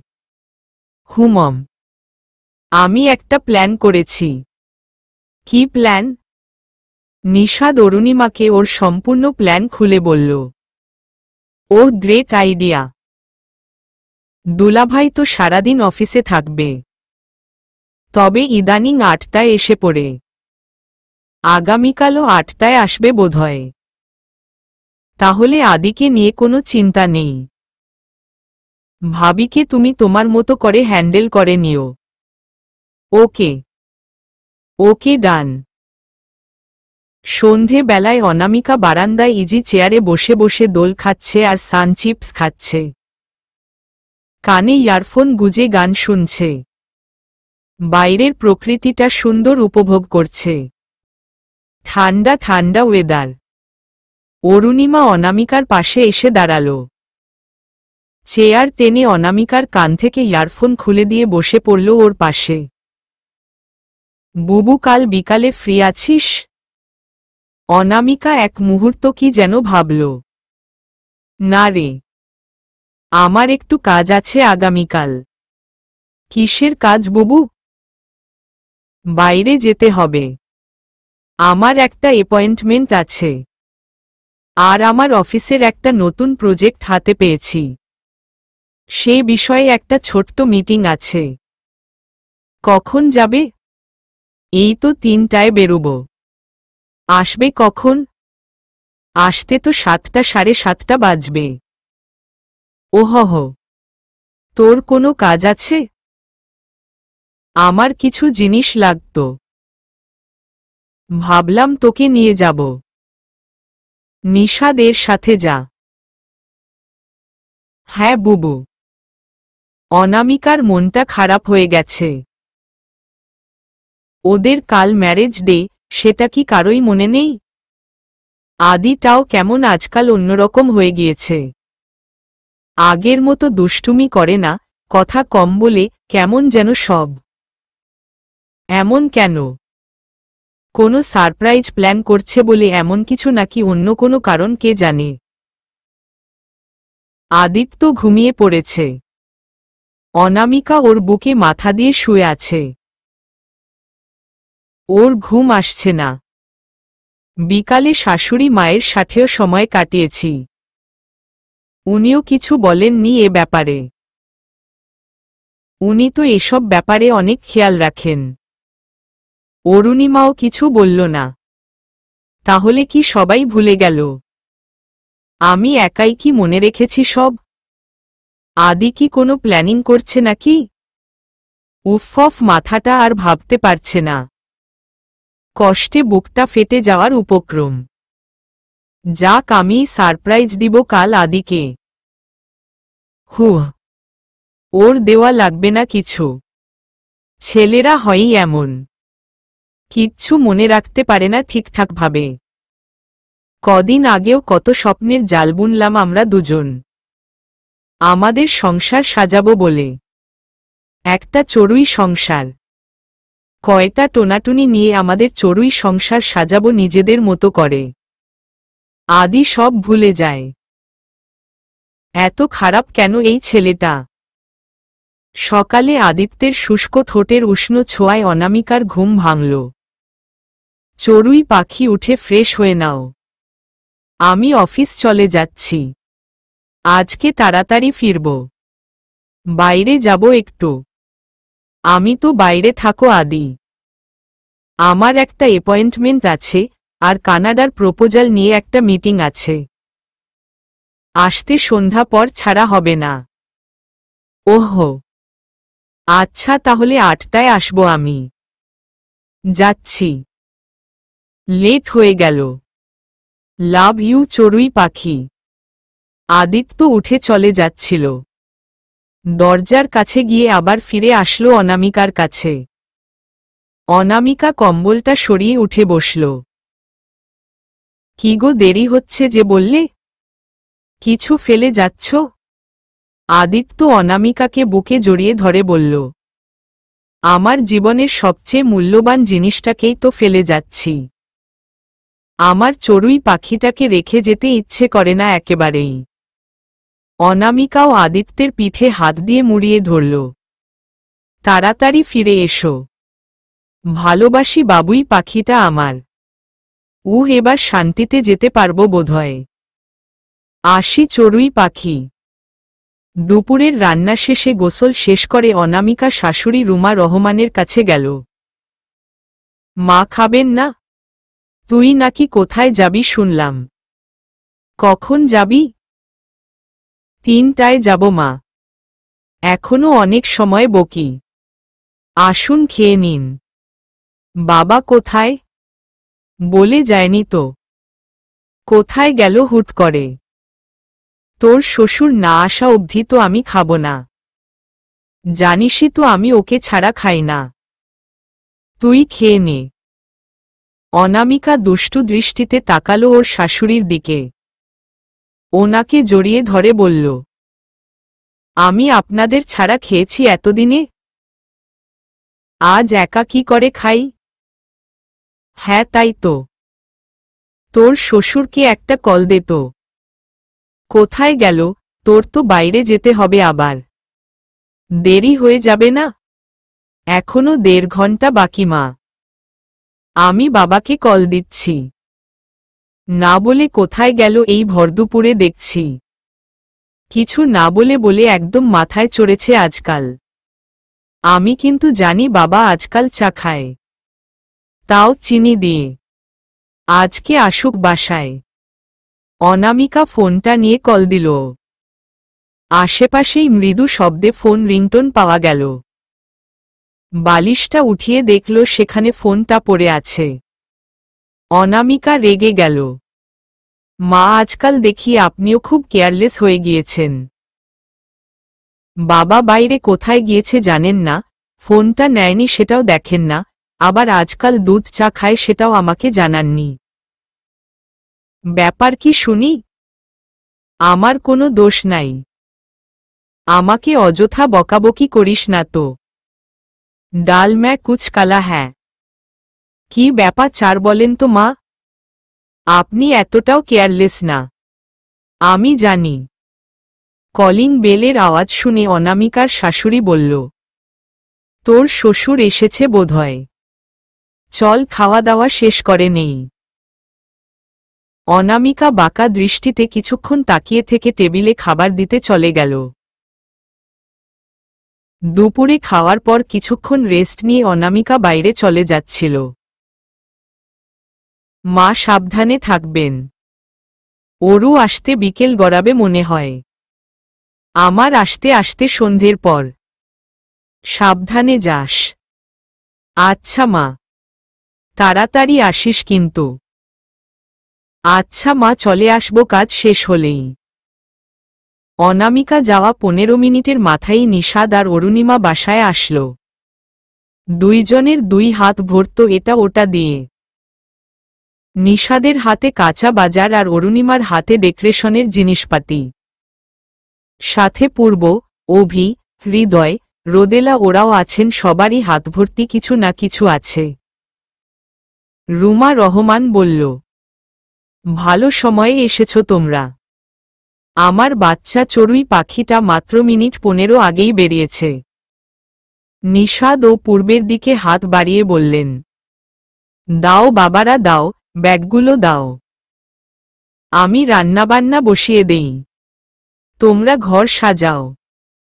অরুণিমা রুমা রহমানকে জড়িয়ে ধরে বলল, এই তোমরা দেখেছ আমার বুবু কত লাকি একটা মেয়ে। এমন শাশুড়ি কজনের ভাগ্যে জোটে যে তার ছেলে আর ছেলের বউয়ের ম্যারেজ ডেতে এত এক্সক্লুসিভ সারপ্রাইজিং আইডিয়া দেয়। সবাই হেসে দিল। রুমা বললেন, ছেলের বউ না তো, ও আমার মেয়ে। আমার দুইটা মেয়ে, অনু আর ওরু। একটা কারো চড়ুই পাখি, আরেকটা কারো শ্যামবতী। নিশাদ একটু লজ্জা পেয়ে গেল। রুমা রহমান বলেই চলেছেন, আর এই বাচ্চা কাচ্চাগুলো, এরাও আমার বাচ্চা কাচ্চা। আমার কত বাচ্চা কাচ্চা রে বাবা, এক একটা দুষ্টের শিরোমণি। পূর্ব বলল, আন্টি আজকে শুধু আদি আর ভাবির জন্য রান্না করলেই হবে না। অনেকদিন হলো আপনার হাতের পায়েস খাই না। রোদেলা বলল, আমার জন্য কিন্তু ইলিশ ভাপা করতে হবে। ইলিশ মাছ এনেছে দেখেছি অনেকগুলো।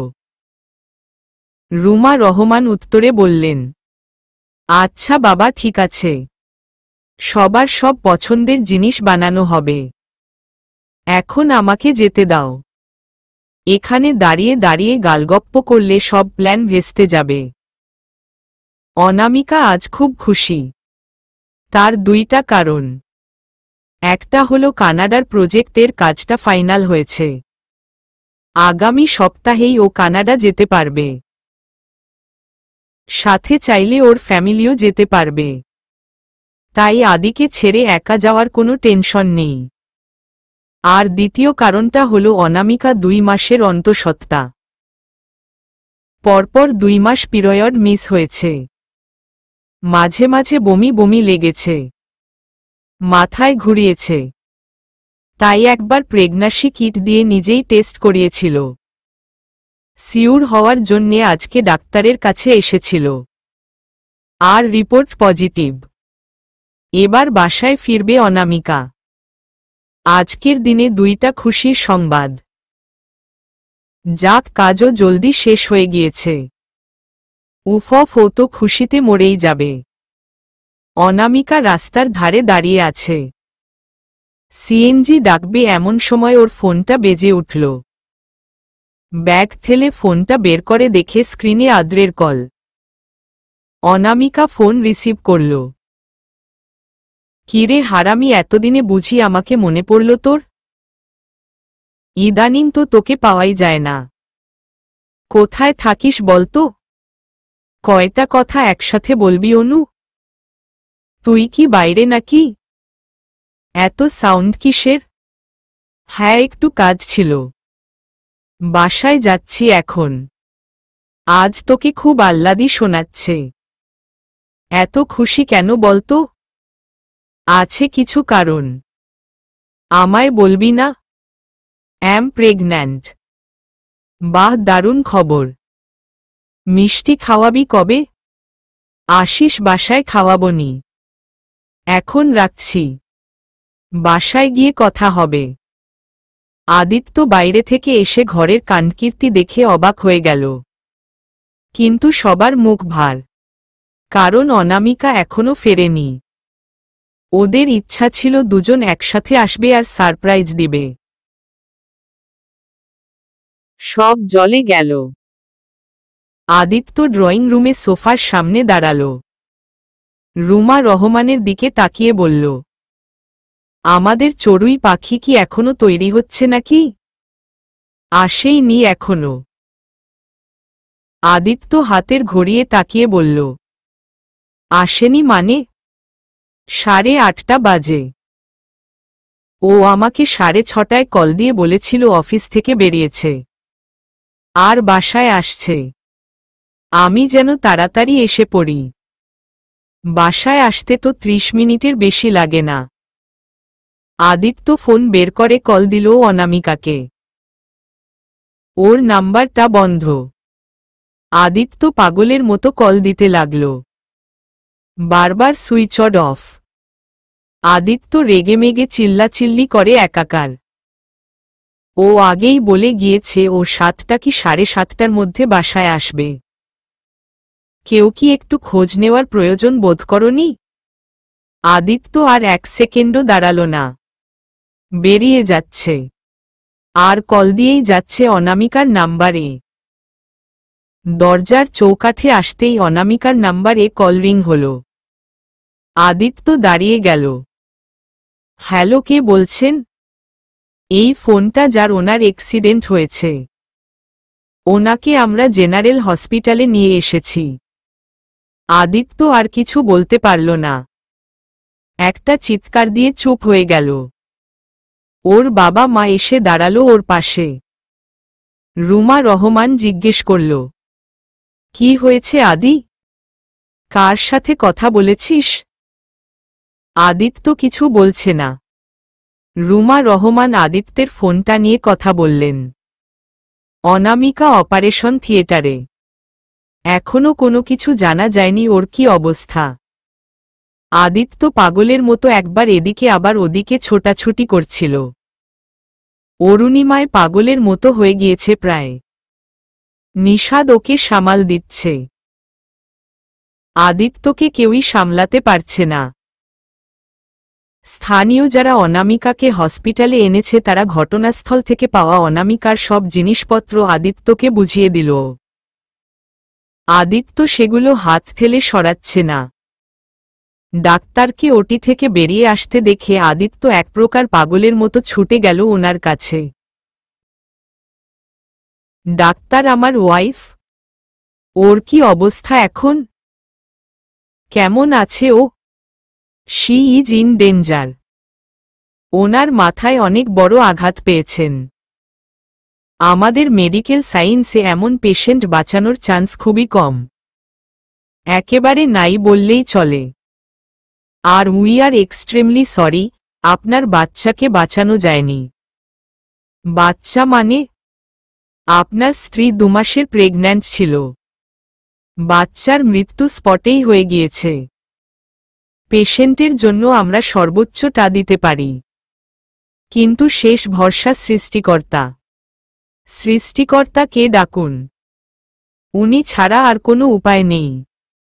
আদিত্য সম্পূর্ণভাবে বাকরুদ্ধ হয়ে গিয়েছে। রুমা রহমান তার স্বামী প্রণয় রহমানকে ধরে কান্না জুড়ে দিলেন। অরুণিমাও নিষাদকে জড়িয়ে ধরে কান্নার বেগ বাড়িয়ে দিল। অনামিকার পাশে বসে আছে আদিত্য। অনেক রিকোয়েস্টের বিনিময়ে ডাক্তার অনুমতি দিয়েছে ভেতরে যাওয়ার, তাও শুধুমাত্র আদিত্যকে। তোমার খুশির কারণ তাহলে এটাই ছিল চড়ুই পাখি? তুমি আমাকে, বাবা মাকে সারপ্রাইজ দিতে চেয়েছিলে একটা সুসংবাদ দিয়ে। আমরা সারপ্রাইজ পেয়েছি ঠিকই, কিন্তু দুঃসংবাদ দিয়ে। তুমি সুস্থ হও চড়ুই পাখি, আমাদের বাচ্চা হবে।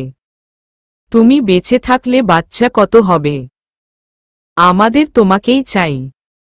আদিত্য বাচ্চারের মতো ফুপিয়ে কেঁদে দিল।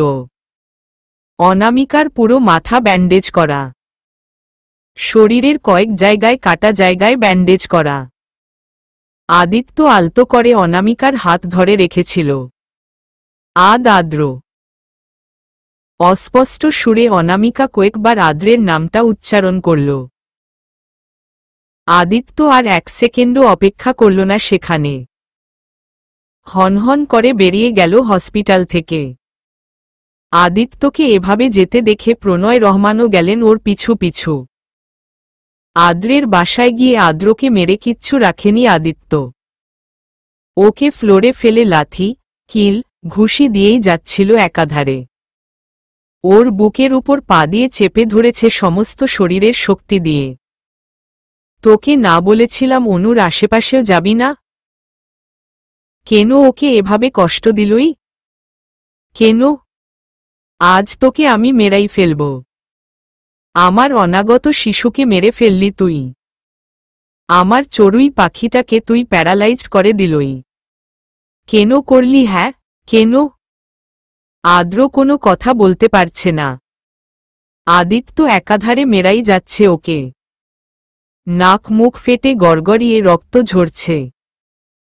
আদিত্য ওর সমস্ত শরীরে রাগ, ক্ষোভ, শক্তি দিয়ে মারছে আদ্রকে। আদ্র আধমরা হয়ে পড়ে আছে ফ্লোরে। ডাইনিং টেবিলের উপর ধারালো ছুরি রাখা আছে। আদিত্য সেটা এনে আদ্রের বুক বর্বর আঘাত করতে নিল।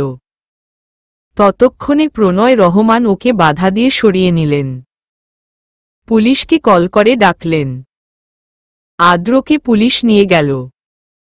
2 বছর পর অনামিকা আগের মতো স্বাভাবিক জীবনে ফিরে আসতে পারেনি। সারাটা দিন বিছানায় শোয়া থাকে। কারো সাথে একটা কথাও বলতে পারে না। শত চেষ্টা করেও মুখ দিয়ে কোনো শব্দ বের করতে পারে না। সেদিনের শেষ কথা ছিল একটাই। আদ্রের নামটা উচ্চারণের পর আর কোনো কথা বলতে পারেনি মেয়েটা। এভাবেই যাচ্ছে ওর দিন। আদিত্য এখন যতটুক প্রয়োজন ততটুক সময়ই অফিসে থাকে, আর সব কাজ বাসায় অনামিকার পাশে বসে করে। কাজের ফাঁকে অনামিকার সাথে দুনিয়ার গালগল্প করে। অনামিকা শুধু কান পেতে শুনে সবকিছু। মাঝে মাঝে চোখের কোনো বেয়ে পানি ঝরে পড়ে। একদিন আদিত্য বলেছে, আমাদের টোনাটুনি নিয়ে চড়ুই সংসার আর সাজানো হলো না চড়ুই পাখি। সেদিন সারাদিন অনামিকার চোখ বেয়ে পানি পড়েছে। ওর কষ্ট বুঝতে পেরে আদিত্য কত সরি বলেছে ওকে।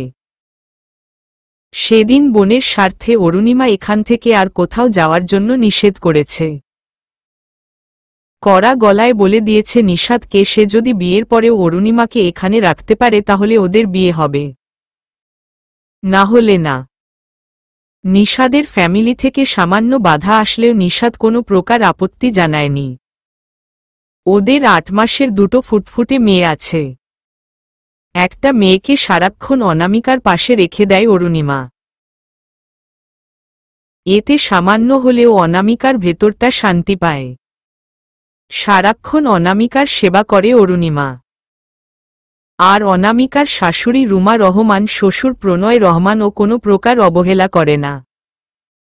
অরুণিমা একদিন বলেই ফেলেছিল, খালামনি আপনাদের জায়গায় অন্য কেউ থাকলে হয়তো এতদিনে দুলাভাইকে আরেকটা বিয়ে করিয়ে দিত। চাপ দিত অনেক। কিন্তু আপনারা সত্যি মহান মানুষ। আমার বোনটা সত্যি খুব ভাগ্যবতী। ওকে কখনো বউ ভাবিনি রে মা। সবসময় মেয়েই ভেবেছি, তাই হয়তো পারি না। আদিত্য অনামিকার সেবা যত্নের কোনো ত্রুটি রাখে না। কখনো ওর গা মুছে দিতে গিয়ে কিংবা কাপড় পরাতে গিয়ে বিরক্ত হয়ে ঝাড়ি দেয় না। আদিত্য ওর এত এত সেবা করে, ও শুধু নির্বাক হয়ে চেয়ে থাকে। আদিত্য ওকে ছন্দহীন কবিতা বলে শোনায় মাঝে মাঝে। আমার হৃৎপিণ্ডের কোনো এক কোণে এসেছিলে তুমি এক গোধূলি লগ্নে। মনের অজান্তে বেঁধেছিলে বাসা, যেখানে ছিল দুজনের বুক ভরা ভালোবাসা। প্রেম হয়েছে ঠোঁটে ঠোঁটে, প্রেম হয়েছে অন্তরে অন্তরে। দুজনে কত স্বপ্ন দেখেছি, সাজিয়েছি সংসার এক কোঠরে। আমার হৃদয়ের খড়কুটো দিয়ে বানিয়েছ একটা ঘর, যেখানে সাজিয়েছ নিজের মতো করে একটা চড়ুই সংসার। সমাপ্ত।